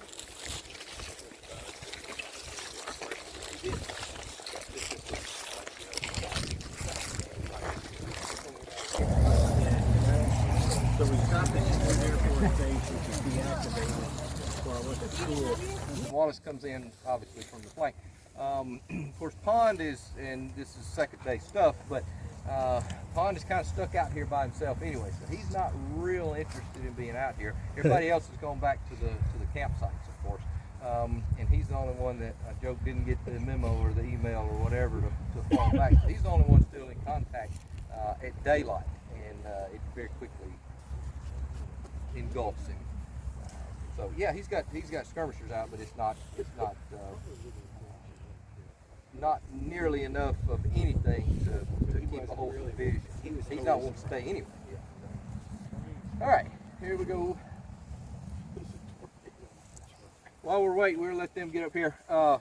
Shout out to our Alabama folks, Alabama Brigade. Y'all remember Ed and Brian? They weren't able to come this year either, so I told them I'd give them a shout out. We miss you folks. Brian actually sent me this shirt. Y'all see what it says? Brian's my unpaid research assistant. You know, bearded history teacher. I like this. What does it say? Just like normal history teacher, only much cooler and totally awesome.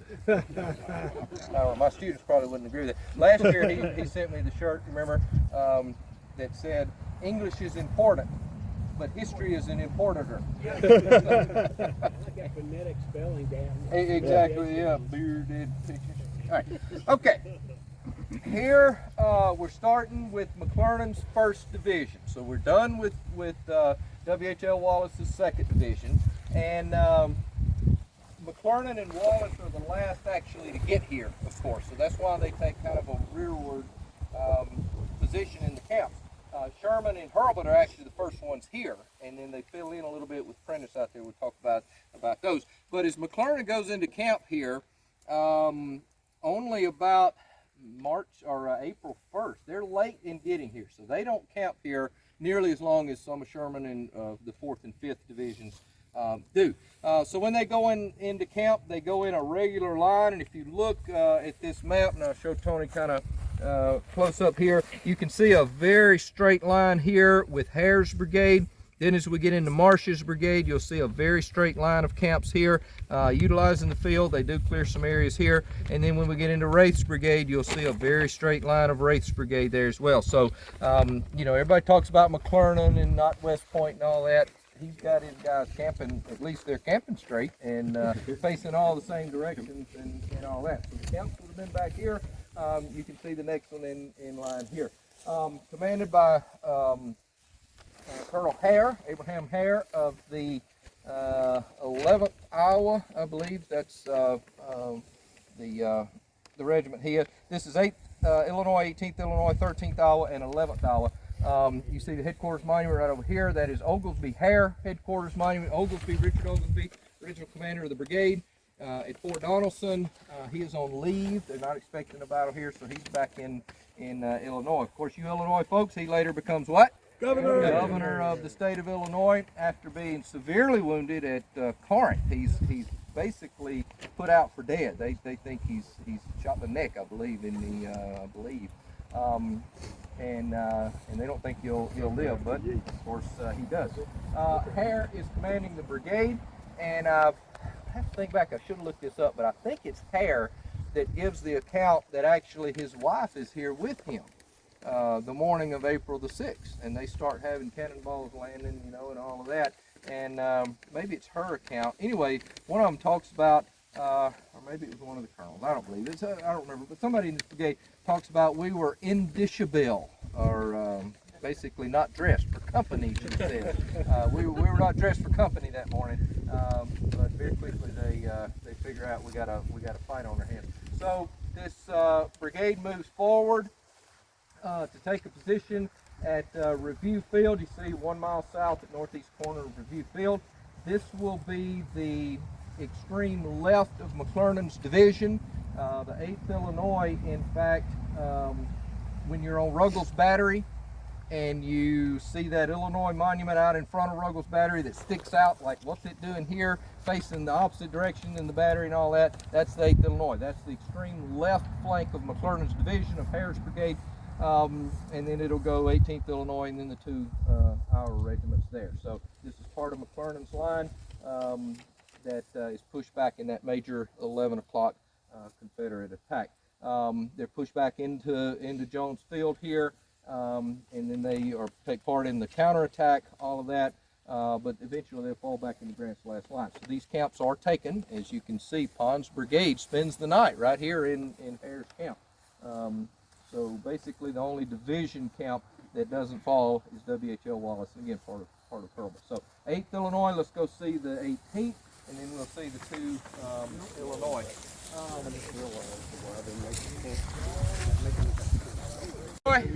Again, 8th of a mile south north of Review Field. So again, continue the line. We're going to continue on through the woods here and pick up the 2 Iowa regiments. Yeah, bear in mind also you see this is Wallace's position, first position on the morning of the 7th. If you look across, you see those campsites over there. Again, those are ancillary or ancillary. Whatever. They're extra stuff that they're batteries and they're cavalry battalions that if we went over there and saw every one of these again, it would take way too long. So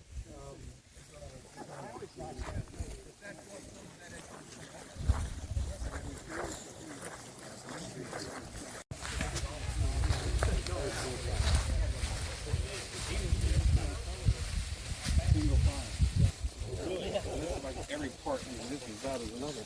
Get some Chevys out.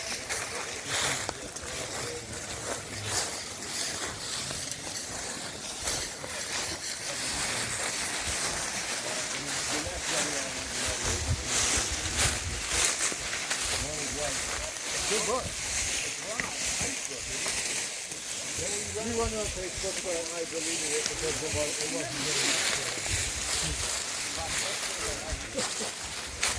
Oh, it's something you know.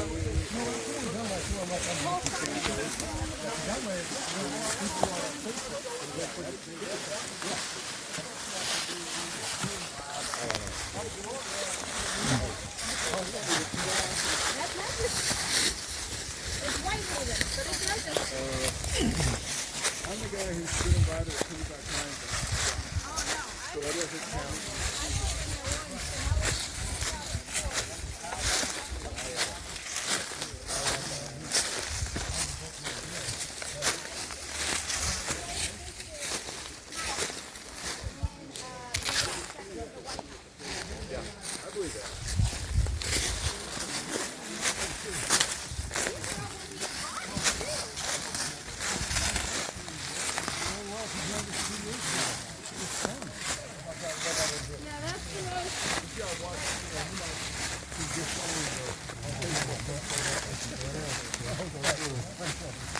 I mean, honestly, a lot of these things do not go to Graceland. I've never been. Yeah.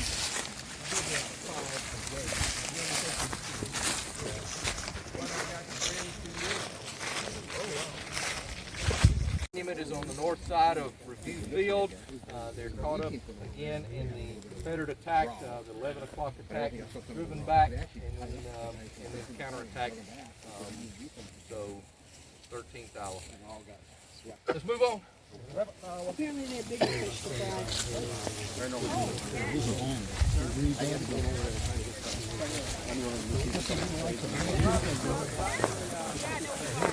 Who's that back there? Is that one of us back there?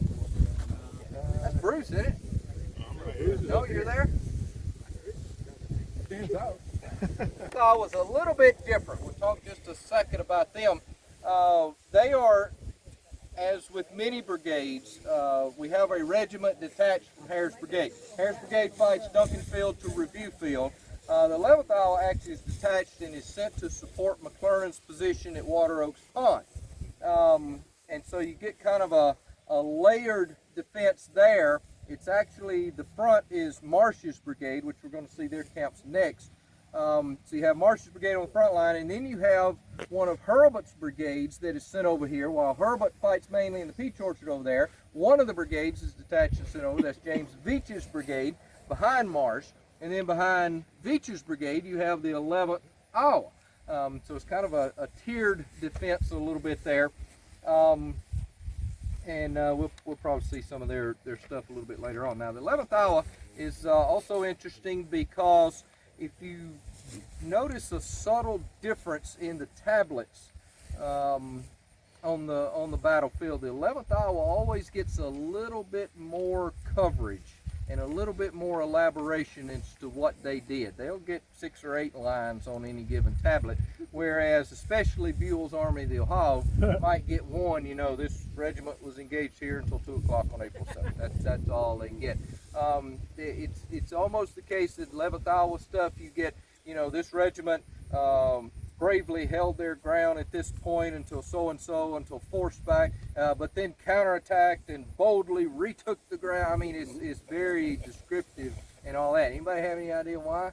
David Reed. Well, Reed is in the 12th Iowa, but he's writing the tablets. But the chairman of the commission, his buddy Cornelius Cadle, is in the 11th Iowa. He's the adjutant of the 11th Iowa here. And so he's, you know, keeping the boss man happy kind of thing, but still they're buddies and all that. So it's enough that you can notice, you know, that they get a little bit more elaboration on some of their tablets there. Cadle, of course, just again Vicksburg connection and all that. Cadle's the one goes on. He is on whose staff? Cornelius Crocker's staff. During the Vicksburg campaign, when they attacked at the Wright House at Jackson on May the 14th and break the Confederate lines and they start flooding into Jackson, it is Cadle and another staff officer, one of John B. Sanborn's staff officers, that rush into Jackson and first raise the flag, that Indiana flag, 48th Indiana, I believe, or 58th Indiana, above the Mississippi State Capitol. So Cornelius Cadle is known for that. He was in the 11th Iowa here. All right, so you can see straight line here, Marsh's or Hare's Brigade. You know, it's one of those things, and this is a good vantage point to kind of describe it. Certainly at Water Oaks Pond and the Crossroads, if you just show up here, never been here, don't know anything about it, just saw it on the highway, you know, oh, I think I'll go to Shiloh. all this would make no sense because you got tablets over here, monuments, and then you got stuff over here, and then this cannon, and some of them are round, and some of them are square. What is all, you know, and then this, and so on. But if you, and this is what I tell people at Vicksburg all the time, particularly in the approaches and the assaults and the siege lines and all that, if you work out the code and figure out what they all mean, it makes absolute perfect sense. And this does as well when you forget all that other stuff and just coordinate this one with that one and the next two across the ravine over there. It makes perfect sense. You see the brigade camp line there. And we're going to see the same exact thing with Marsh's brigade right over here. Yes, sir. How soon after the battle did we start putting tablets up? 1898 or so, 98, 99, that time. Well, maybe actually a little bit later than that, 1900, 1901-ish. For a good 40, 35, 40 years afterwards, yeah. But at that point, the veterans are still able to come back and still able to to see, obviously, the physical evidence, the tent rings and all that. But also remember, because this stuff is seared in their mind. I can't remember what I did yesterday hardly, but if this, you're in camp and all of a sudden bullets start flying through and you hear the long roll, that kind of stuff's going to be, there's certain things that are just seared in your mind, and they're going to remember landscape like this and all of that. So they're able to come back, which they have a very definite feeling that we're not going to be around too much longer. We have to preserve this if anybody is, or else it'll just be I don't want to say a generic battlefield, but for instance, Stones River. They're going to Stones River in a couple of months, and that's more kind of a, sorry Jim Lewis if you're watching this, more of a generic battlefield because there are not a lot of troop position tablets and so on that they can pinpoint, because that was only done in the late 20s and 30s. How many Civil War veterans are still around in the 1930s to come back and document this stuff? Those that are still around are not able to come back or don't have clear memory and all that. I remember when I was working on the Golden Age book, the overall preservation book, and dealing, I think it was with Stones River, and the Army officer in charge of, they actually had a commission of veterans, but the Army officer that was tasked to lead them was doing all the work, obviously. And he actually wrote a letter, and he said, it's hard to get much out of late 80-year-old men. It's they're just not able to do a lot of this.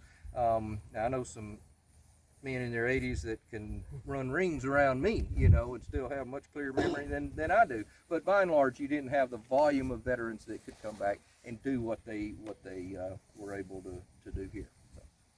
All right, let's head to Marsh's camp. Carroll Marsh, all Illinois brigade. You Illinoisans are just come down here and invade this place. Wright Regiment of Carroll Marsh's brigade, the 11th Illinois. This is extreme right. Of course, this camp's back in here. Only color line facing this direction, facing the road, of course. To the left will be in order, and we'll see each of those. The 48th Illinois, no, 20th Illinois, got my map up to that.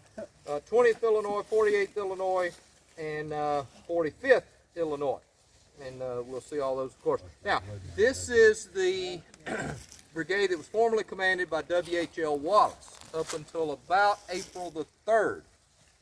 It's only April the 3rd that Wallace is promoted, not given a promotion in rank, but bumped up to division command because of C.F. Smith's leg injury.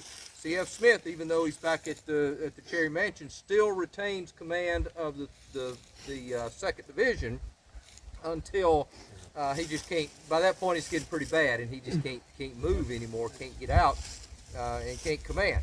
So Grant taps a brigade commander in the 1st Division to move up to commander of the 2nd Division. Now, it is interesting, of course, the two commanders of the two brigade commanders in the 2nd Division are colonels. That's Sweeney and Tuttle. But there is a brigadier general in the 2nd Division. That's John MacArthur. maybe it's John MacArthur that was under arrest instead of Sweeney.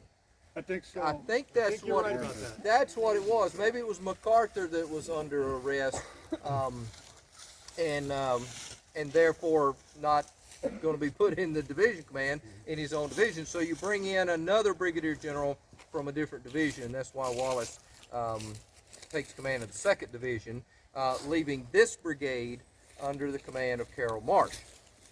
This is the brigade that W.H.L. Wallace had fought at Fort Donelson and had endured all those casualties. The 11th Illinois made that massive stand at Fort Donelson as the Confederates were trying to break out on the 15th. Wallace himself was colonel of the 11th Illinois. And I know I've told you all this story about when W.H.L. Wallace, who's colonel of the 11th Illinois, first meets Lew Wallace, who was colonel of the 11th Indiana, on the battlefield at Fort Donelson. I believe it's W.H.L. Wallace says, "Oh, we're the reason there's so much cursing in the postmaster's department, because they get letters to Colonel Wallace's 11th Regiment. Is it Indiana? Is it Wallace's Indiana Regiment? Is it Wallace's Illinois Regiment? We don't know. We got to figure it out, you know." So, but Wallace is moving up the chain of command. That's why Marsh is in command here. Now, these folks, by several accounts, they'll go into action, of course, up at the Wolf Field Crossroads area, Illinois Monument area. But in the days before the battle, of course, bear in mind they only arrive here about April 1st.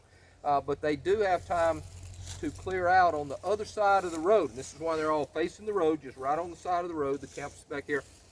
They would clear out a drill field over there, so that they didn't have to go all the way to Review Field over there. They would just do their drilling directly on the other side of the field. And it is that kind of corridor through the woods here where this massive artillery bombardment takes place. During the Confederate advance, they stop at Wolf Field. The Federals fall back to Jones Field, and while they're reorganizing, the artillery basically takes over, and there's this huge artillery duel kind of back and forth along the parade ground that Marsh's brigade had cleared out there. So, all right, let's move on to the 20th Illinois. Yes, ma'am. A lot of them would have come back wounded and just those that are running and all of that. So yes, a lot of them would have come back, and you would be getting new recruits and all that. Quick question. Yes, sir. When Grant would call for a staff meeting after the first day and he started to figure his act together, would he call just the division commanders in, or division and regiment? Well, no, he wouldn't call in fact, Grant doesn't really call a council of war. He says, "I never call councils of war." He did, kind of. He does after Fort Henry. He does at Fort Donelson. He does somewhat here. But there's very little coordination during when you think Grant would be coordinating for the next day and all of that. He doesn't even coordinate hardly with Buell. He just kind of tells Buell, "You attack in the morning." You get that famous controversy. Grant doesn't even go see Lew Wallace. He thinks Lew Wallace come to him, and Lew Wallace doesn't all that, you know. And the next morning, Wallace goes and finds what I do. So he certainly wouldn't call in even down to regimental or brigade commanders. He would talk to his various division commanders, but not a formal council of war like you would think. You know, we're going to decide what to do. Grant's already decided what we're going to do. You know, we're going to stay in, we're going to fight tomorrow, we're going to attack. So why do I need others' opinions? So, Grant's kind of doing this on his own, but certainly not down to the regimental command. Okay. All right, let's head on. Boy, again, 3/8 miles to the south. I believe Marsh was colonel of the 20th. Is that right, some of you Illinois folks? I believe he's the colonel and moves up to command the brigade. All right. Let's move on. Quick question. Yes, sir.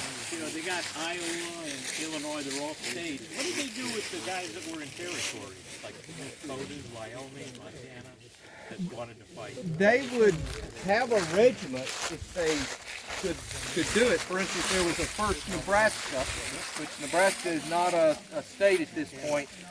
There are some Kansas regiments, of course, but Kansas becomes a state in 1862. But there's the 1st Nebraska, there's the 1st Colorado, and so there's like, I think there's some New Mexico regiments, aren't they? So, no, not here. Okay. But they almost always serve where they are. Yeah, they're normally out west. Now the 1st Nebraska actually will be here, of course. But then I believe they head back out. Yeah, and they get welded and they become a frontier. Yeah, frontier. So yeah, territories could have regiments as well. Yeah, Colorado, there's 3 regiments. Bridge.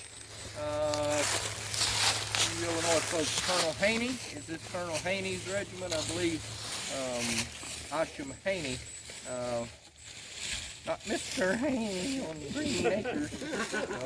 Pretty good.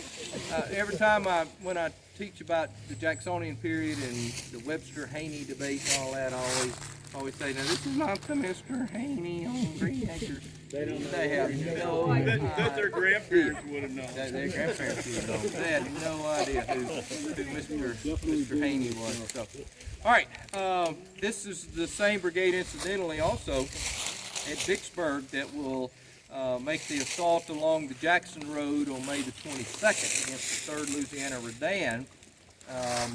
And then back at the 20th Illinois, one of their companies was the first company in to the mine that blew up on June the 25th. When they blew it up and they rushed in, kind of like the crater at Petersburg, you know.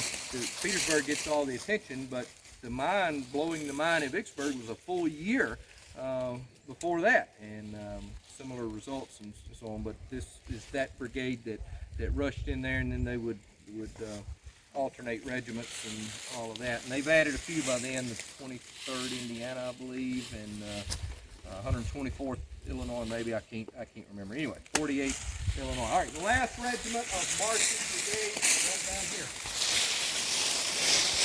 here. Proportional to how far behind you are from the front lines, and an additional proportional amount how far you move out. You know, till you get the ones on the front lines don't move out very far, and they engage almost immediately. The ones farther behind take a little while longer. These are kind of in the middle. So it's kind of an inverse proportional type. It seems like they would have got them all up and lined up as soon as they started shooting. Well, of course, you've had shooting in the days before. Yeah. The skirmishing on the 4th, and you know, pot shots and so on. But obviously, the bigger it gets, a little more furious, the more attention you're going to pay for it. Yes, ma'am. Do what? Who was in Green Acres? Who was in Green Acres? Eddie Albert, Mr. Douglas, and Zsa Zsa Gabor was Mrs. Douglas, and Arnold the Pig, and Mr. Zippel. I don't know their names, but Ebb. Remember Ebb? Mr. Haney. Mr. Haney. And then the guy at the store. Sam Drucker, yeah. I was thinking of the county extension agent. Was that Hank Campbell? Hank Campbell, yeah, Hank. Hey, we got Hank Campbell here today. He's with Illinois. Was with Illinois Extension. All right, 45th Illinois. This is the famous Lead Mine Regiment from Galena that is involved, of course, all over the place. Fort Donelson, Vicksburg, very famous regiment. In fact, there's a book coming out on them from Southern Illinois University Press. It's just been written on the 45th Illinois. Does anybody have a clue who the colonel of the 45th Illinois is? That would be Rob? Johnny Logan. Rob? No, John Eugene Smith. Johnny Smith. Rob's writing a book on Johnny Smith. Later goes on to be brigade and division commander and all of that. The Smith family, and I think it's Kirby Smith that has all the letters, and he lives up somewhere around Barrington, Illinois. And he said there are only like 5 copies of these. Rob's got one, and I got one, and I don't know who all else has got one, but at any rate, he's writing a biography, just wonderful, wonderful letters that you can do a good biography with him. A lot of them to his wife Amy, A-I-M-E-E, or something like that.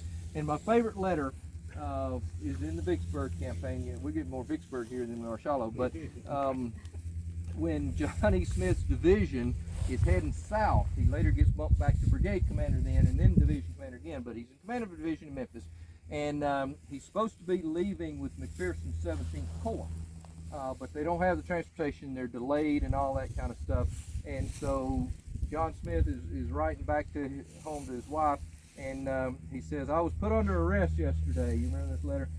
Put under arrest because Hurlbut said if you don't have your command out of here by dark, I'm putting you under arrest, blah, blah, blah, and all that. But he added P.S. at the bottom. He said Steve was too drunk to know what orders he was issuing or whatever. So he's talking about Steve Hurlbut was too drunk to know exactly what orders he was issuing. So, all right, 45th Illinois, good stuff there. All right,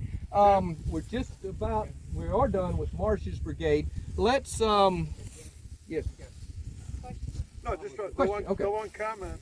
My favorite letter from John Smith is to Elihu Washburn right after Shiloh, where he writes, "You ask if we were surprised at Shiloh. It was worse. We were astonished." Yeah. I like John Smith. I think Kirby Smith's daughter lives around Knoxville, right? Somewhere. And she has been on some of our hikes, Terry. I think. Y'all are her. She's not here. She hasn't been in a couple of years, I think, but she's emailed back and forth and all that. So good stuff there. All right, let's walk through. Y'all see the pickup truck? I told them to meet us. Do you see it?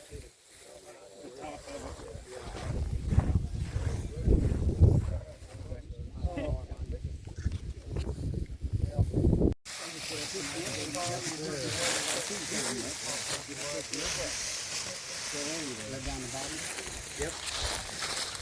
Again, we're not going to dwell on the division brigade headquarters, but this is the furnace headquarters.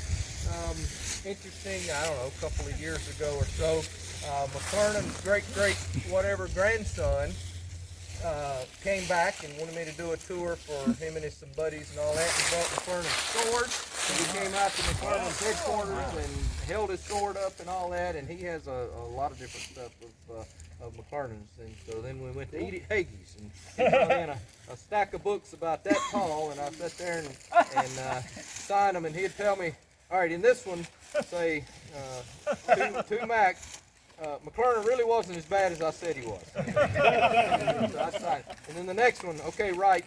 No, really, he wasn't as bad as I said. And I'm a fair defender of McClernand. I don't just jump on him totally. I think there were some, issues there, some behavioral issues, I guess. But anyway, he takes exception sometimes to what I write. All right, let's head on to race today. They did a McAllister's Battery Day here back in April. And he has come to the conclusion, he's convinced that one of these, I can't remember which one, was one of the 24 pound howitzers that was actually here. At any rate, McAllister's Battery connects Harris Brigade, which you see the 13th hour right there. Harris Brigade will continue on through the woods to Duncan Field. It's the connection point with Marsh's Brigade, which is just right in the woods right there, the 45th Illinois, the Lead Mine Regiment, just right up in the woods. This battery, of course, is attacked by the 4th Tennessee, part of A.T. Stewart's brigade that has blown apart. And you see their tablets just right behind him. They lose, how many, 170 something, I can't remember the exact number, in this one charge against this battery here. Okay, so that's just to show you where the regiments that we just saw are in line right here. This is the line. All right, we'll continue on to the race brigade. Got a question? Yes, sir. In this era of the Army, did artillery fire against artillery, or did they fire in support of infantry? A little bit of both. They are direct fire weapons, so you have to see what you're firing at. McAllister's Battery certainly will be firing at the Tennesseans as they come across. But what they mainly engage is across Review Field and up a ridge over there is the Confederate Mississippi Battery, Stanford's Mississippi Battery. And so they will have a duel back and forth. Of course, these big 24-pound howitzers win it. They win the duel. What's the range?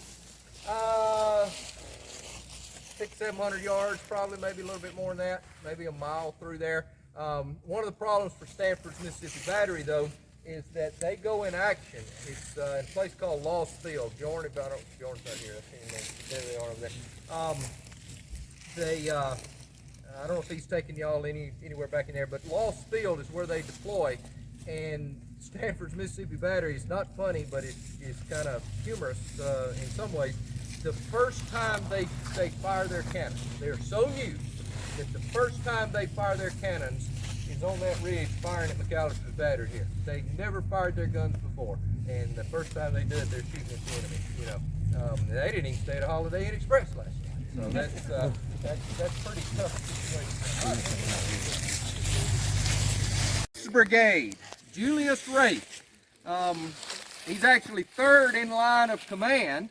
The original brigade commander is Leonard F. Ross, who is actually on leave back in Illinois. His headquarters are actually nowhere near the brigade. They're across the road, way through the woods at Duncan Field, of all places. And the reason, of course, is that's the nearest cabin around. So he likes some luxury a little bit, so he's going to stay in the Duncan cabin over there while his brigade is out here. This is the right flank, or actually would be the left flank of what would become Wraith's brigade.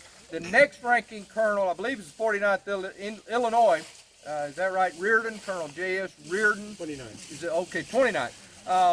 But Reardon's sick that morning, and so they go tell Julius Wraith that you're in command of the brigade, and he has no staff, no nothing, but he commands the brigade. As it says here, first position line of battle was at this point on regimental color line. So line of battle right here. Now there's a little bit of debate whether you know, how far portions of Wraith's brigade move forward. Apparently the right moves forward farther than the left does. Come all the way past Shiloh Church.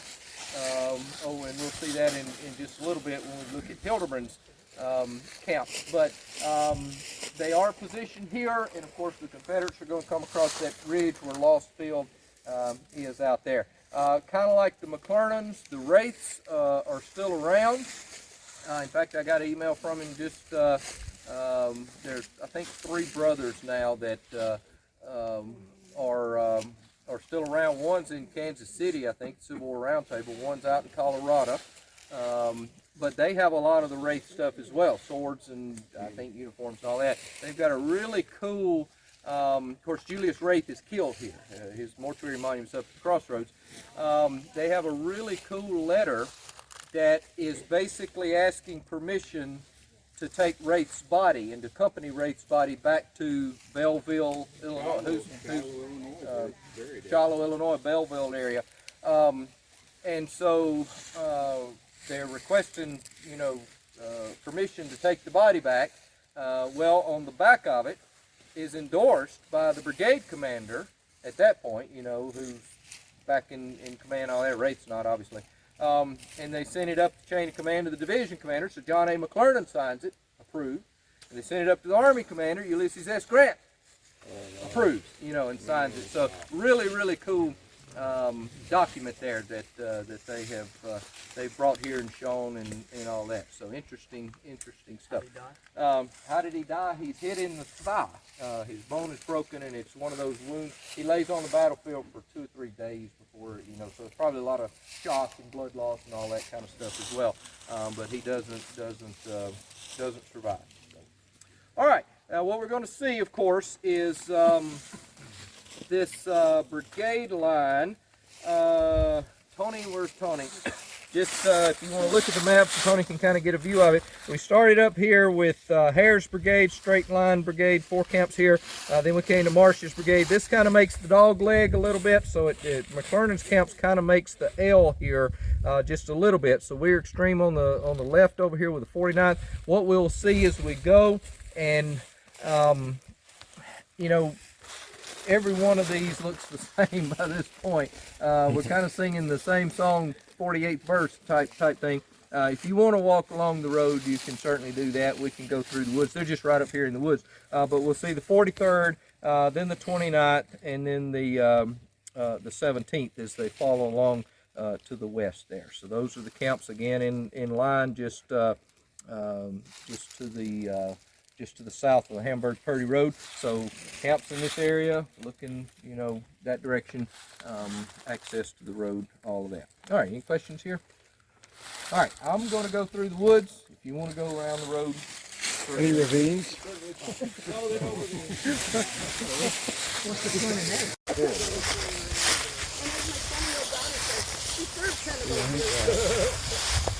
But I know people who live 23. Through with McClernand's division, the 3 brigades, Hare, Marsh, Rafe. Are you seeing commonalities here? How, you know, in line, on high ground, facing roads, all that kind of stuff.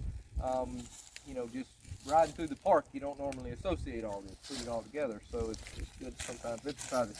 All right, we're in McDowell's brigade of Sherman's division. We're up to the 5th division now. And John McDowell, younger brother of General Irwin McDowell, 1st Manassas, will have 3 regiments, 6th Iowa, 46th Ohio, and 40th Illinois. And we'll see those as we go back. Again, I apologize. There's no good way to put this in the loop. We just had to walk out here and walk back. So it is what it is.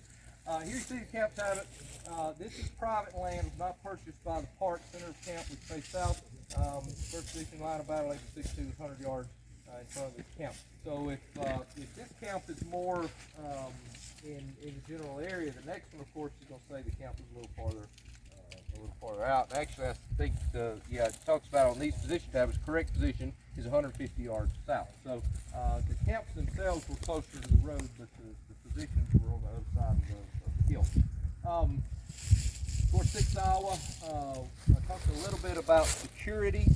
The reason McDowell's brigade is out here is to guard the Snake, or the Owl Creek Bridge, which you see that car coming across it right there.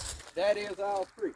So in terms of parameters of the battlefield, it runs from Owl Creek here, in the high ground overlooking it, all the way across the battlefield of Hamburg-Purdy Road to Lick Creek. And you can go down into that. So 2.5, 3 mile width, of course. That is the gap between Owl Creek and Lick Creek that Albert Sidney Johnson talked about, approximately 30 million. They can present no greater front between these 2 creeks than we can, and the more men they crowd in there, the worse we can make it far. There are bridges. It's Snake Creek crossing, Owl Creek crossing. It's debatable about the Lick Creek crossing. May have been just a ford, but water's high at that point. But the whole reason McDowell's out here is to guard this crossing. So it's not like, you know, they're just camping, you know, having a good time, free bird, all that kind of stuff. They actually are thinking in terms of some security. And when the battle starts, of course, out here, the 6th Iowa is going to be sent. You can't see it right now, but if you ever go down that road, there's a new tablet just to the right at the bridge that talks about there was 1 gun sent down there and part of the 6th Iowa. And there are actually Confederates on the other side of the bridge over there that are crossing back and forth. So, yeah, down near the light pole down there. Exactly. All right, so 6th Iowa camp right here. 46th Ohio we'll see next, and then we'll have to get in the woods a little bit for the 40th Illinois. A little bit of a break. Lunch is at the end of this hike, so stay with me just a little bit.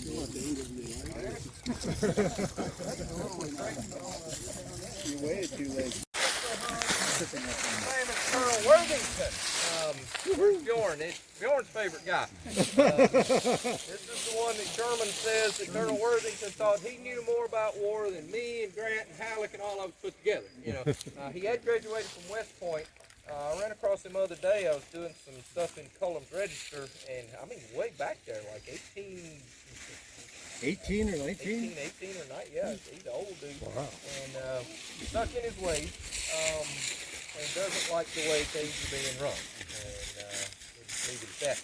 He is the one, of course, that digs the entrenchments after the battle that we saw 2 years ago, I think, just over the hill there.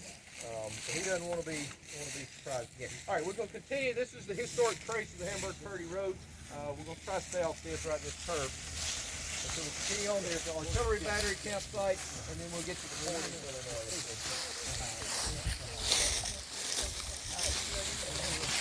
Yeah,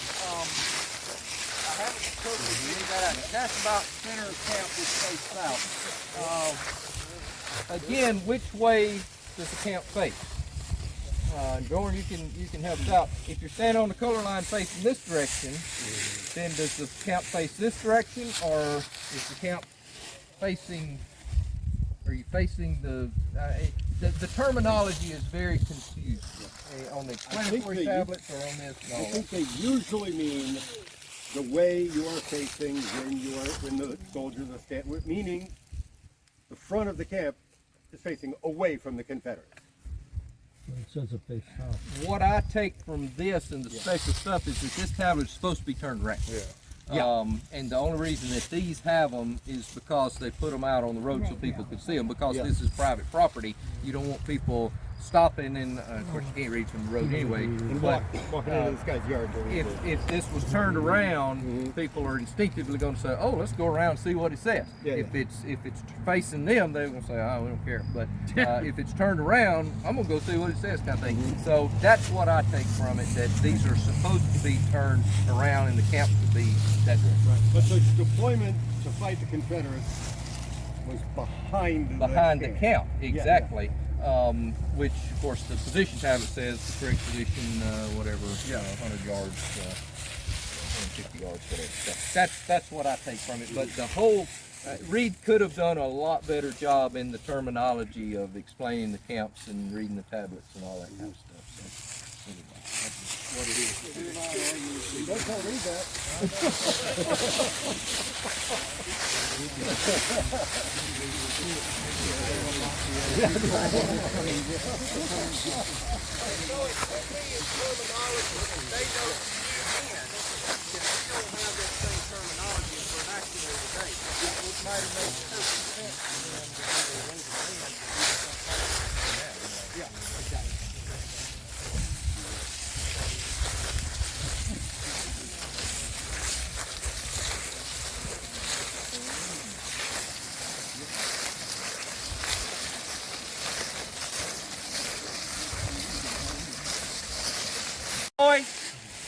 The leftmost regiment of McDowell's brigade. Of course, we passed McDowell's headquarters, the monument back to the Highway 22 crossing there. So they would be facing south, of course. They will take a position 300 yards to the front. If you remember 2 years ago when we did the pond hike, we actually came down Buckland's brigade and crossed over Highway 22 and looked at that position there up on that ridge. So as it says, 300 yards or so to the front there. And then we went back through the woods to see all that. All right, that does us with McDowell's brigade. We're gonna cut cross country and hit Buckland's brigade. That may be interesting finding it as well, but we're gonna try it. We're looking for the 72nd Ohio. So Buckland's brigade, 3 regiments, 72nd, 48th, and 70th Ohio. So this will continue the line all the way from Owl Creek. Of course, Sherman and Prentice will be the front line covering this whole sector. And so we'll transition from McDowell to Buckland at this point. All right.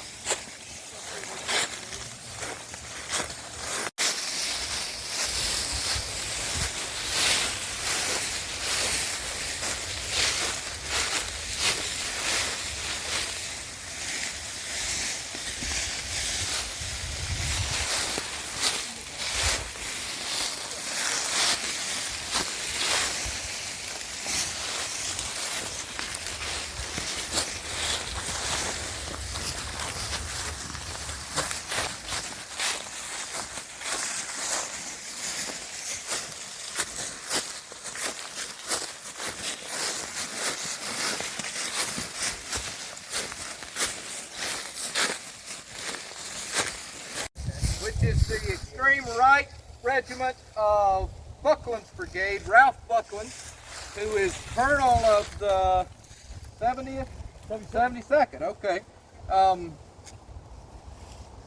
Buckland, of course, goes on to division command as well in the Vicksburg campaign, and has some of these regiments still with him, even in his brigades in his division. First position, line of battle to the front, 200 yards. When we came 2 years ago to do ponds, we came out from Shiloh Church and went by that monument overlooking Shiloh Branch there. So 72nd, we'll see the 48th next, and then 70 at Shiloh Church. So we're getting close to one. Yes, one of the 2nd Tennessee that we still got some back there. We're gonna be late for lunch. This is the one in front of the 2nd Tennessee and that you can see on the road, you know, as you're coming up out of Shiloh Branch towards Shiloh Church. Of course, there's Shiloh Church right there. So this is the extreme left flank regiment of Buckland's Brigade. It went 72nd, 48th, 70th. Shiloh Church is the connection point with Hildebran's Brigade, and as we're walking toward Ray Springs where lunch is, we'll see the 77th Ohio camp. And we'll probably wait till after lunch to fool with the 57th and the 53rd. But y'all have been very patient. Appreciate it. But I'm glad we went ahead and got that knocked out, you know, and then we can have lunch. And the rest is probably a much easier afternoon. So, all right, let's head over to start Hildebran's Brigade. Hildebran's Brigade. Hildebrand has 3 regiments: 77th Ohio, 57th Ohio, and 53rd Ohio. Of all the brigades, you know, we've seen a lot of them in straight lines, right? They're camping in straight lines and all that. Old Jesse Hildebrand here, he's what, 70-something years old? He's an old sheriff from Ohio. He's not terribly interested in defense. He keeps his headquarters at Shiloh Church. Buckland apparently does too. I've seen references to both of them headquarters at Shiloh Church. Sherman's headquarters are right across the hollow there. You can't see it because of the cedar trees, but it's right across the hollow. But Hildebrand's 3 different regiments. There's no line. They're not in line. 2 of them are in line. You know, any 2 points there's a line, but there's no even semblance of a line. And all 3 are facing different directions. So Hildebrand's not terribly with it here. Yeah. But what Bjorn and I were just talking about, Sherman is right here. So Sherman must not care much either. But in terms of the defensibility and all that, of course, what they're doing, they're guarding the main Corinth Road. Buckland's Brigade on one side of it, Hildebran's Brigade on the other side of it. There's a couple of bridges down here across the 2 branches. We call them the military bridges. And in fact, 77th Ohio, that's their monument right there. But they would move all the way to the creek at one point, and then fall back against their major position again on the military crest rather than whoever was asking about the geographic crest. One other thing to note, of course, the Illinois monument right behind you. That is the 17th Illinois. That's the right flank of Wraith's brigade that moves forward this far. So we saw Wraith right back there. They will actually move forward this far and support the 77th. All right, we're going to move across the country. We can see lunch from here. No, I'm just saying, I know. Birthday boy today, 18th birthday. Making it out here with us, hiking the Shiloh battlefield. I am thoroughly impressed. That's a different story. And we had birthday cake. We had birthday cake for you. We're not going to sing to you because that would totally ruin the whole thing and probably break the microphone and the camera. But happy birthday, buddy. Glad you chose to join, spend it with us today. All right, 53rd Ohio campsite, probably the most famous campsite at Shiloh. Everybody knows this one. This is the one Colonel Appler that kept telling Sherman, you know, the Confederates are coming, all that. Take your regiment back to Ohio. There's no enemy nearer than Corinth, all that kind of stuff. Of course, they know the enemy is nearer than Corinth, and this is, again, not a battle hike, but this is where the 6th Mississippi moves through. Loses 300 out of 425. That's why you get the monument here, all of that, diagonally across the field, through the camps, all of that. Somebody had asked, I can't remember who, about Sherman and where he was wounded. That's you. There's a great, was it y'all? There's a great map in the Ephraim Dawes papers in the Newberry Library in Chicago. If Bjorn was here, he could tell us more about it. Bjorn's kind of a, we said Mona had a crush on Claiborne. Bjorn kind of has a man crush on Ephraim Dawes.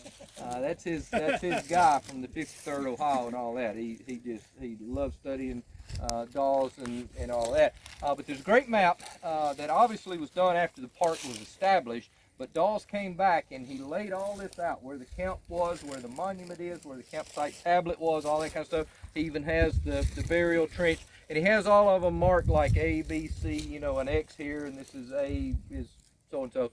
But right on that little knoll, right over there, he has a X and whatever G and all that. It says Sherman was shot right here. And the story is, of course, Sherman rides out here. Appler's been telling him what all is going on. Sherman don't believe it. And the skirmishers in 15th Arkansas are coming up out of that valley there, and they fire a volley at Sherman. He holds his hand up, and he's hit in the hand, of course. And, you know, as he turns and gallops away, he tells Appler, hold your position, I'll support you. And Appler's like, I've been trying to change this forever. So all that is the 53rd Ohio camp. If you will remember, 77th Ohio facing, do y'all remember, it's kind of facing that direction a little bit. Here, this one is facing that direction. We're going to go to the 57th, and we're going to see which direction they're facing. Again, they're all facing different directions. Not connected by any means. The whole reason that 53rd Ohio is out here, this far out, in fact, they're the only regiment off of the lower half of the hourglass. They are across Shiloh Branch, so they're not even on the hourglass. They're the only one out from behind the protective curtain of Shiloh Branch and Locust Grove Branch. And the reason they're out here is to be near that natural spring, Ray Spring, so that they can get water, you know. So that indicates that they're not real worried about an attack and worried about defense, and they're more here for comfort. But they're one of the first campsites, the first campsite actually, that is hit and captured. So famous place here, 53rd Ohio. Let's walk back across Ray Spring, Shiloh Branch, and we'll hit the 57th Ohio, and then we're going to hang a right, Clyde, right? You don't remember that? And movie references today, and we'll head to Peabody's camp. Ohio, this is the 3rd Regiment of Hildebrands Brigade, and if you notice, it's facing kind of that direction a little bit. 77th back there was facing more kind of this direction, and 53rd, of course, is facing that direction. So all three in kind of different directions there. First position, 200 yards in front of the camp. If you notice when we came by the 77th Ohio and Shiloh Church, as we walked down into the valley, crossing the bridge, we passed the monument. That was the 57th Ohio. That's their position in front of the camp there. All right, so that's going to do us on Sherman's 3 brigades here on the west side of the battlefield. We looked at McDowell out on modern day 142. Then Buckland on this side of the highway to Shiloh Church, and then Hildebrand at the church here, and of course Ray Field. Each of these regiments, of course, are, well, I'm getting into battle stuff. We're not supposed to be doing battle stuff. We're supposed to be doing campsites. But each of these falls back, obviously, from their positions. The camps, we'll call it dealing with camps, getting them captured, right? So the camps are captured by the Confederate swinging movement, and these are some of the initial camps that the Confederates get bogged down in, you know, eating the food and looking at the pretty pictures of girlfriends and all that kind of stuff. So the camp would have been situated right here. All right, there's a little bit of a gap between Hildebrand's brigade and the next brigade in line to the west, and that is Peabody's brigade, Everett Peabody's brigade of Prentice's division. So that's going to be another division, and so we're going to look at each of those. We're going to go cross country, cross Shiloh Branch. We haven't dealt with Sherman's 4th brigade simply because it's not with the other 3. It's over on the river road, again, watching the various ingresses, I guess, the routes inland to the campsite. And so Stewart's brigade will be down on the river road there, and we'll look at those 3 campsites on the other side of Prentice over there. So 57th, let's head out to Prentice's division.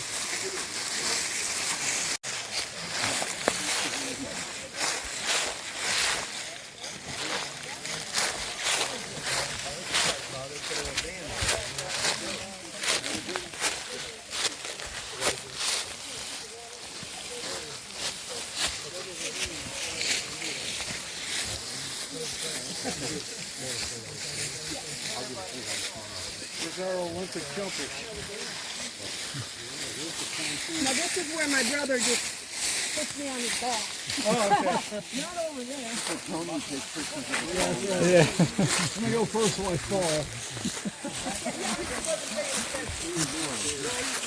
This is what gets people to join up.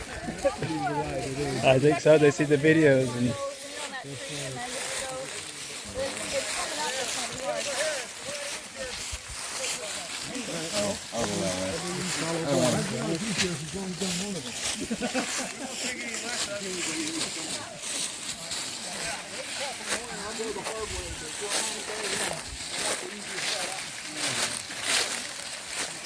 Fight another day.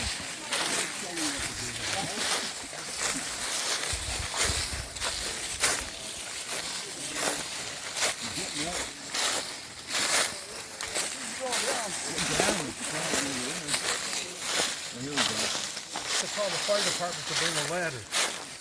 Exactly right. Unexpected social distance because you fall on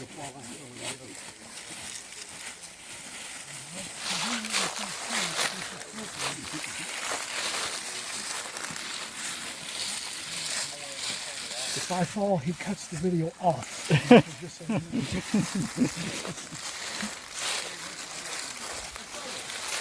want a box turtle?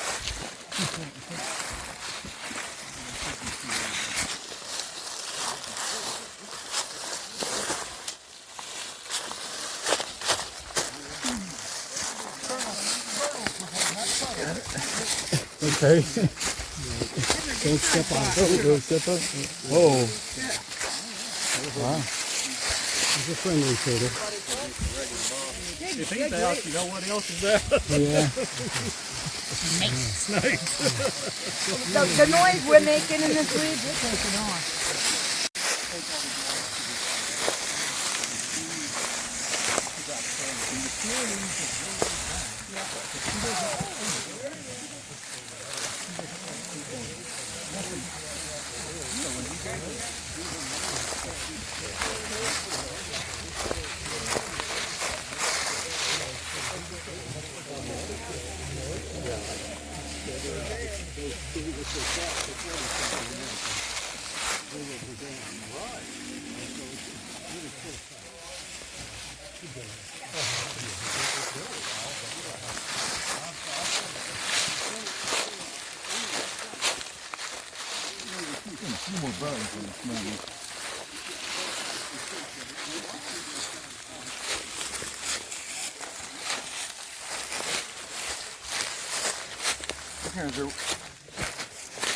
There's no whining until 3 o'clock, right? Is it 3 o'clock?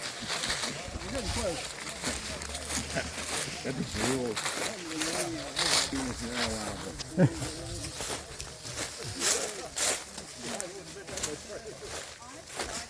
That's right. Yeah. One must be lost on a road. That would be fun. You could write quotes from the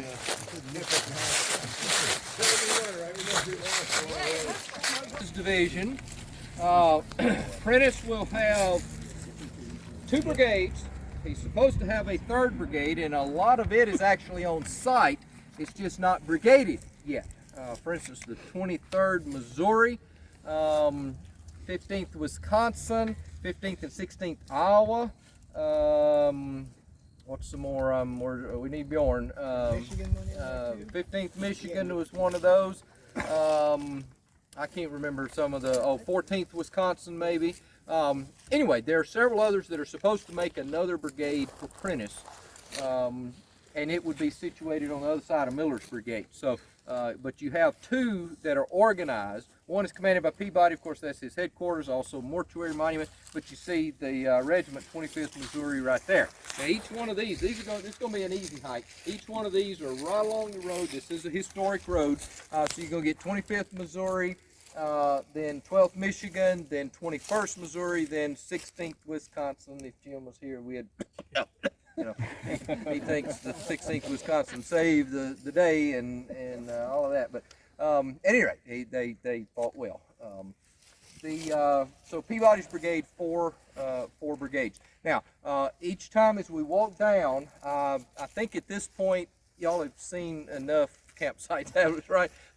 If you some people, I can't remember who's making pictures of everyone. Was that you or somebody? Certainly, if you want to jump out and do that. But at this stage of the day and all that, we are on the leg home, of course. But at this stage, I think I'll just mention it and move on, kind of thing, you know. So 25th Missouri here. All of these, though, there will be a fight for their campsite. For instance, if you look here, you see the 25th Missouri tablet. Now, some of these companies have been out to Fraley Field actually and are falling back. And if you look, you can't see it from here, but right on this next ridge here, there's a stand made by the 25th Missouri and 16th Wisconsin. And then they'll fall back, but the main defense of their camps will occur just right. I mean, if that's the color line, then right across the road, this is where the defense of the camps takes place. Of course, getting a little bit into the battle, this is where the Confederates break through. They roll over Prentice's division and then turn and get on the flank of Sherman's division, which has a lot better terrain to help them defend than Prentice's does here. This is on kind of the middle, what I call the Shiloh divide, the high ground in the center of the battlefield. So you can look and see it's relatively flat out here, and you'll see it even more as we go by. So 25th Missouri, each one of them, campsite over here, fight will be over here. So let's move on. 12th Michigan and 25th Missouri. The patrol leaves about 4 a.m. on the morning of April the 6th from these campsites, and then of course fall back and fight for their camp. Peabody's brigade and Madison Miller's brigade. So we had 4 regiments of Peabody. We're going to cross on over to Spain Field and see the 3 campsites of Madison Miller's brigade at this point.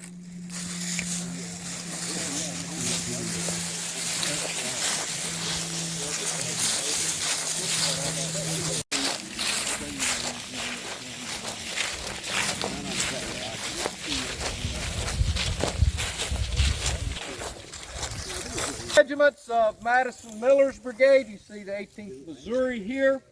Next will be the 61st Illinois, and then the 18th Wisconsin. And then you have others, of course, that are supposed to fill in the camp line all the way down, but they never arrive out here. Now, I've never really looked into this. I know there are a lot. This was a campsite for a month or so after the battle, and so a lot of the roads are built post-battle. It's very difficult to pinpoint April 6th and 7th, 1862 roads, because some of them may have been built in the 2 or 3 weeks before the battle, and then some built after the battle. But what was specifically there, that's pretty narrow window to figure out when a road was built, kind of thing, you know, unless you have specific references. So figuring out roads, and also similar figuring out campsites. Where the 15th Michigan, did they come on out here? I know, you know, these guys reoccupied their camps. So whether the 15th Michigan came on out and took their position, and then, you know, the next brigade and all that kind of stuff, we do know Buell's troops land down at Hamburg and camp down kind of in that direction. Well, Buell's troops coming here. Pope's Army of the Mississippi down at Hamburg. So it's a little difficult to figure out immediate battle, post-battle, all that kind of stuff. So you know, there may have been campsites all around, just not on the morning of the battle or during the battle type thing. But we do know where Madison Miller's brigade is. Now, of course, they take a position originally across the field, and you see those tablets on the other side. That's the beginnings of Locust Grove branch. So Shiloh branch back over there, running in that direction. Locust Grove running this direction. This shields the front of the Union position as they fight, but also shields the campsite, basically. So when these units deploy on their color line or advance a little bit forward, they're still within this shield of Locust Grove and Shiloh Branch. But the Confederates are able, obviously, to penetrate that shield, mainly in the middle where the Eastern Corinth Road runs, where it's such good level ground, where the slopes fall off to each side, the continental divide there in the middle, if you will. All right, we're going to go down to the 18th Wisconsin and 61st Missouri and all that.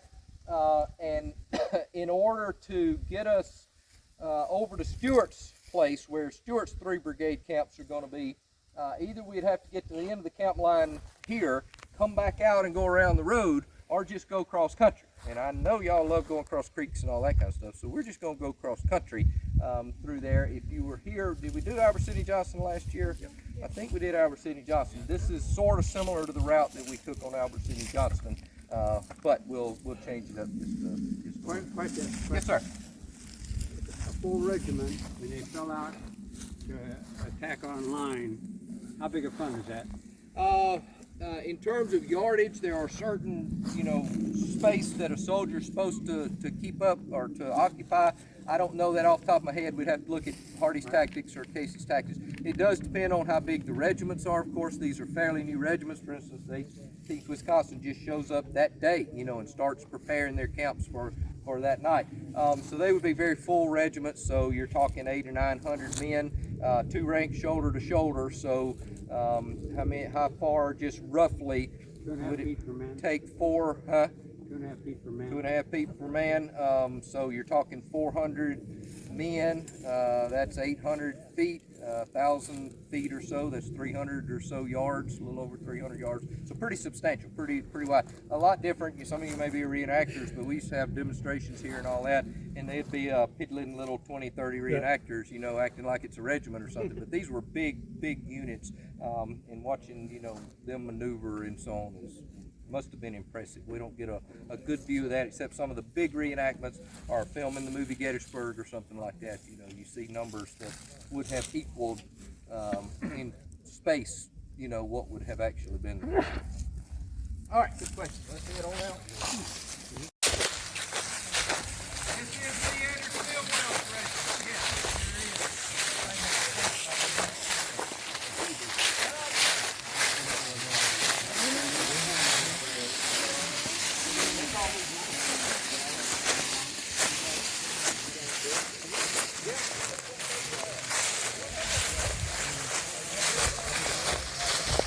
This is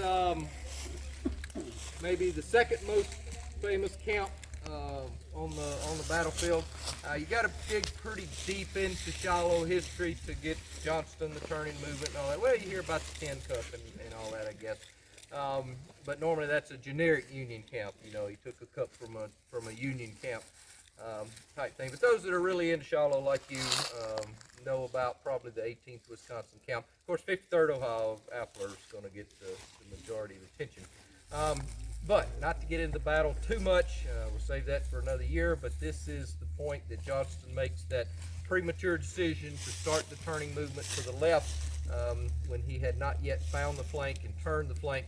The reason that he thinks probably that he's turned the flank is that there's nothing between here and Stewart's brigade but woods, and we're going to see that as we go on through. When the 3rd Brigade gets constituted, probably 4 regiments, it most likely would count in that area to really solidify the front line. It would have been 7 brigades then. But Johnston hits this point, figures there's nothing else out there, starts the turning movement, and then gets word, of course, that there are actually more Federals out there. And so that's why he pulls some of his troops back, takes them around, starts a new flank, opens up a new flank out there. So important camp. This is where Johnston gets the little 10 Cup, that he'll later tap the bayonets and all of that. This is very high ground, some of the highest ground on the battlefield. It gets higher as it goes farther south, but on the battlefield itself, on the hourglass, some of the highest ground. In fact, you'll see as we pass right here, some of the Confederate artillery batteries will take a position here because it's such high ground, and is able to fire off this ridge here. You can see behind you the Confederate, the Union positions in 18th Wisconsin, and then of course just beyond that the red tab of the Chalmers Brigade that attacks here and outflanks this Wisconsin regiment, and actually outflanks all of Miller's brigade. All right, let's head on down.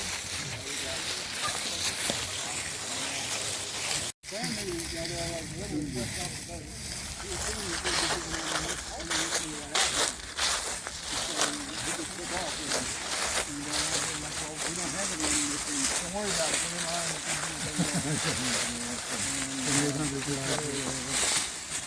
I mean, they could literally hear them. They can't. They could literally hear the officers, ready on fire, and they're just standing there. And you just say they didn't say they were wrong.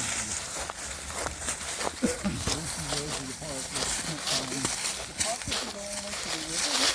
Not here. Oh, I see. This is private. We've gone that way. But you didn't have to get permission from the landowners. Go over their side and go ahead and go and go and face it out. You go into the battlefield and come with me if you want. If you don't have you need to be coming. Well, we didn't know how to use yeah, it is true.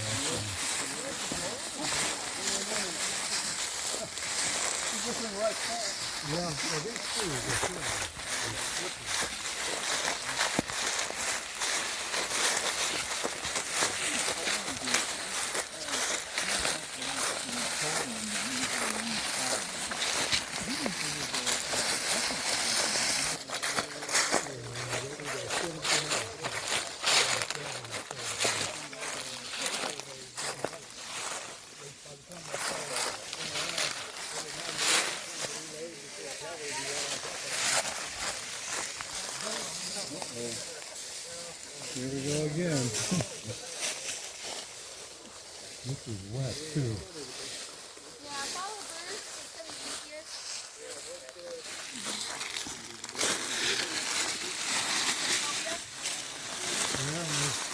Yeah. Jesse, I've been disappointed waiting for somebody to cross.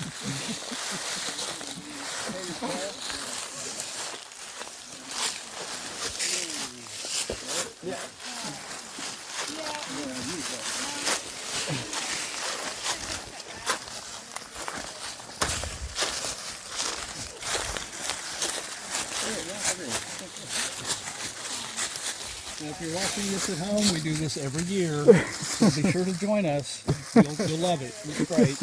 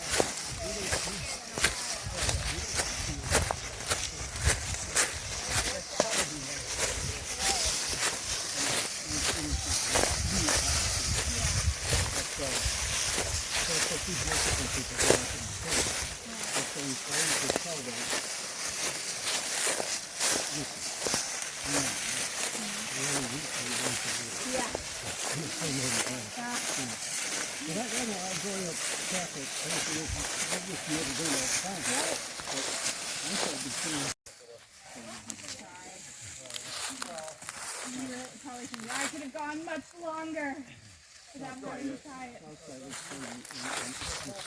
Get started here and we're done. Okay. We're done? Again. I'll just say it's 71st Ohio, Rodney Mason. Their campsite, of course, is not their battle site. The battle site will be over at the 10th Hospital site, where their monument is in the apple orchard there, where they portray the 10th Hospital site. So, all right, let's go see 54th Ohio and 55th Illinois.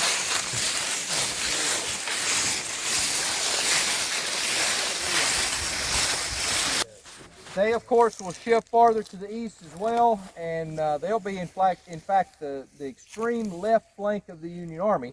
Even though the 55th Illinois campsite is farther east, they'll kind of switch positions here. But both of them will hold the ridges and the fingers of land down in this area, the extreme left flank. Remember, that's Johnson's intention to turn that Union left flank.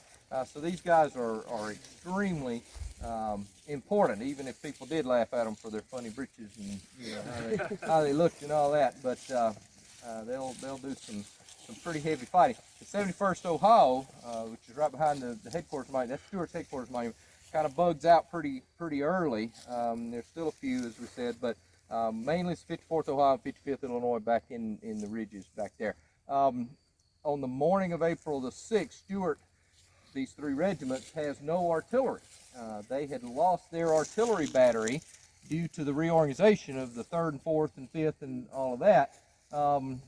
And because this brigade is stuck off down here on the river road to guard the crossing of the river road, they have no artillery because all the artillery goes to the main division, which is Sherman back with those three brigades at Shiloh Church. So they get all the artillery and the cavalry and leave Stuart down here without any artillery. And so Stuart gets pretty uptight. In fact, there must have been a view shed from his headquarters to Prentice's camps. He talks about in his report, you could see over there, and you saw the United States flag go down, and you saw the Pelican flag of Louisiana, 1st Louisiana, go up. So that just scares them to death. Of course, all the fighting and heavy firing and all that over there, and eventually it's going to reach them. The first fire into these camps, of course, comes from the ridges across the valley there. That's Locust Grove Branch. The Confederates will put artillery, Girardi's Georgia Battery, and Gage's Alabama Battery on those ridges, and they'll fire into these camps and drive the Federals back as where we went. Is that really ass-kicking ridge we did last year? Yes, that's a huge, tall ridge over there. We'll do it again tomorrow. Yeah, I think Bjorn is planning on going back there tomorrow. Is that the morning or the afternoon? Morning. All right, so that's the gist of everything here. I tell you what, here's what's going on. I'm not blind. I can see that many of you are wishing this was over, shall we say. We are on the homeward leg, but I'm understanding we're at what, 12, 13 miles at this point, and y'all are getting tired, and I'm getting tired. I actually had every intention of carrying you through about 3 huge ravines. No, I actually did. I thought ahead. Yeah, but you're going to carry us, so that'd be okay. Given the situation and the timing and the mileage and all that, I think we won't. We'll take the road and we'll take the easy route and still hit. This will end, of course, when we walk over, and that's the other thing. We'll walk over to 55th Illinois. Some of you are OCD enough, like myself, that you're gonna want to see every single one of them. I've been to every regimental camp, so we'll walk over there. If you don't want to see it, if you've seen, it looks just like this one, except different letters. If you don't particularly care and you can see it from here and say I've seen it, just wait for us right up here. We're gonna come right back by here and pick you up and we'll head out. And so that will end. That's actually Sherman's air cover to provide air support. This will finish Sherman's division, of course, those 4 brigades, 3 back at Shiloh Church, and then 1 down here on the River Road. Of course, we finished with Prentice's 6th Division, those 2 brigades, and then the one that never formed. So that's got us the 2nd, Wallace's 2nd Division, McClernand's 1st Division, Sherman's 5th Division, Prentice's 6th Division, Sherman's 5th Division. Lew Wallace's 3rd Division, of course, is off the battlefield. We're not going there tonight, actually. So that only leaves the 4th Division. So we've only got 1 more division. They're between here and the Visitor Center. So we're going to hit those. It's not a straight shot. It's a little bit of a diagonal, but we'll hit those on the way back. Now, I fully understand some of you are just ready to bug out, and that's fine. When we get to the point where we start veering off to go see Camp Tablets, if you want to just take the road back to Pittsburgh Landing, totally understandable if you want to do that. So those of you that want to go to the 55th Illinois, let's head over there real quick. You can go, just hang out right up here. Yep.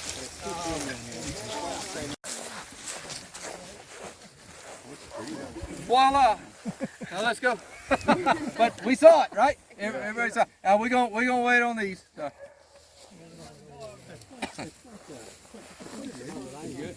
But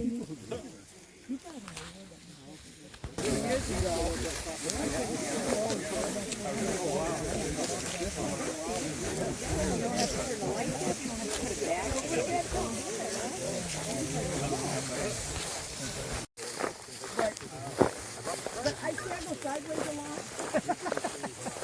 What are you up to? 13.5, but his is only 10, so we'll figure an average. Yours may be more accurate. It doesn't a ton I drive. So I go sideways. Regiment, two Indiana regiments in Lawman's brigade. We are in plowed field, and I don't know if you noticed coming across the field, straight line counts here. This is 17th Kentucky, next 25th Kentucky, then 44th Indiana, then 31st Indiana. We'll wind up at Hurlbut's headquarters over there. This is the brigade that connects with Prentice in the Hornet's Nest and holds between the Hornet's Nest and the peach orchard, basically. And they do some pretty good fighting here. This is also the brigade that had been engaged, the only brigade in the 4th Division that was veteran status, really. Had engaged at Fort Donelson. This brigade was commanded by Charles Cruft, I believe, at Fort Donelson. So they had seen some action. So 17th, 25th, let's just walk down the count line as we head back toward this.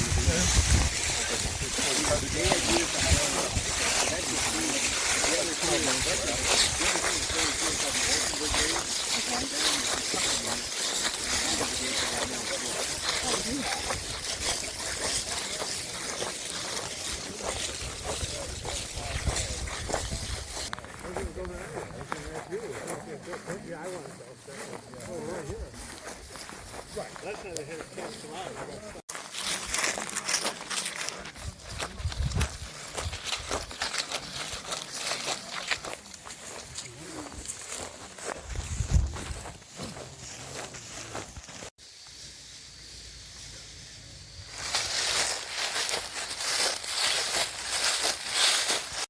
The extreme left flank of Nelson Williams' brigade, which also becomes Isaac Pugh's brigade. Nelson Williams will be wounded at his peach orchard. They move forward. This is the line of battle that you see in the peach orchard, where you have Mann's Battery and the Illinois Monument skipping across there. That's the 28th Illinois is the second one in from the road, I believe. 41st Illinois is right on the road, then 28th Illinois, then 32nd. And then you got 3rd Iowa on up there, which we're going to see their campsite. This is the brigade that, I remember it's Nelson Williams, maybe Isaac Pugh in his regiment. Maybe we should wait till we get there, but the famous, or not famous, but book title, James Lee McDonough's book on Shiloh, In Hell Before Night. This is the brigade where the officer yells the command, "Fill your canteens, boys. Some of you will be in hell before night, and you'll need water." Which, water ain't gonna do no good. You know, the sentiment was there, and there was a very real possibility that a lot of these boys were going to meet eternity that night, and a lot of them did. All right, so let's follow the count line. You saw the 32nd when we came by, and we were just on the road, and I know you're all wondering, why didn't we come out here when we passed it before? But this brigade angles that direction. If we had done it then, we'd have had to go way on over, back, and then get Beach. So there was no way, these brigades aren't in a line. There was no way to really get them all, so we just did Lawman first. Now we'll do Pugh, and we'll finish up with Beach and be right back at the Vista Center.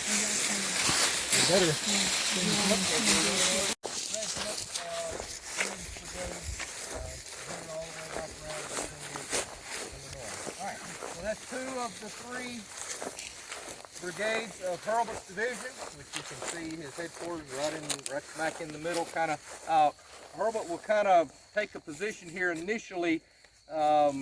He'll be one of the first divisions off the boats, of course, holding the junction of all of these roads right back here in the neck of the hourglass. And so you can see how he kind of covers the river road out there, and then covers the Corinth road, and then they'll swing on around and cover the Snake Creek Bridge road as well. So that's the initial deployment, and then they don't move. When Sherman then comes out, he goes out farther, and then they start filling in the blanks with the other divisions. All right, one more brigade. That's James Beach's brigade, and to do that, we're going to run through the woods real quick. But again, we're heading towards south of Veach's brigade, the 15th Illinois, 14th Illinois. There's actually a creek in between. We're going to cross one more ravine, so just bear with me.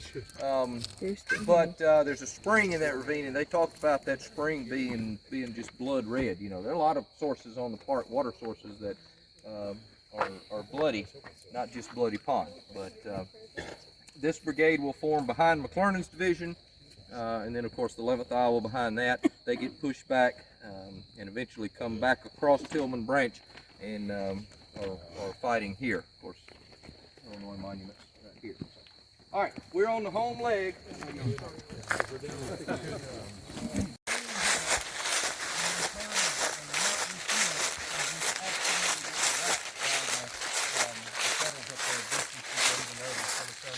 That's what we were looking for. But now we're looking for Mulberry Field, which is right across this ditch here. And, I love the confidence. one more thing. I'll go ahead and go through this.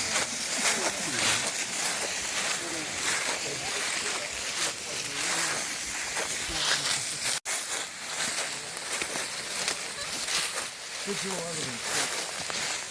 Couple of dozen. Well, whatever. Couple of dozen people that stood out and held at it.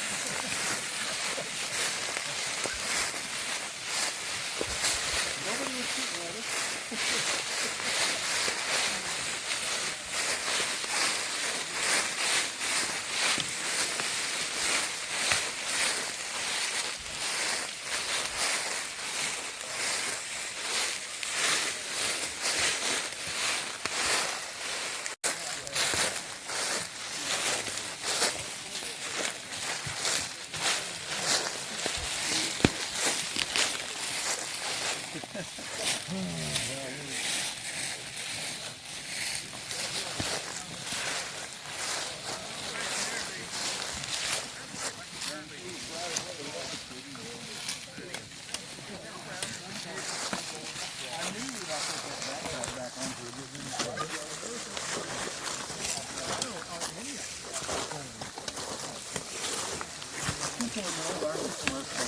Follow the rugged road. I think this is it.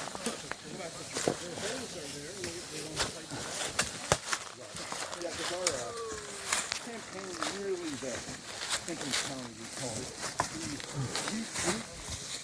we had about 40 members, and I really mean 40 families.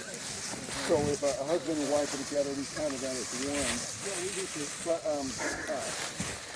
we had a, So that was 12 and 13, 14, and now COVID is there.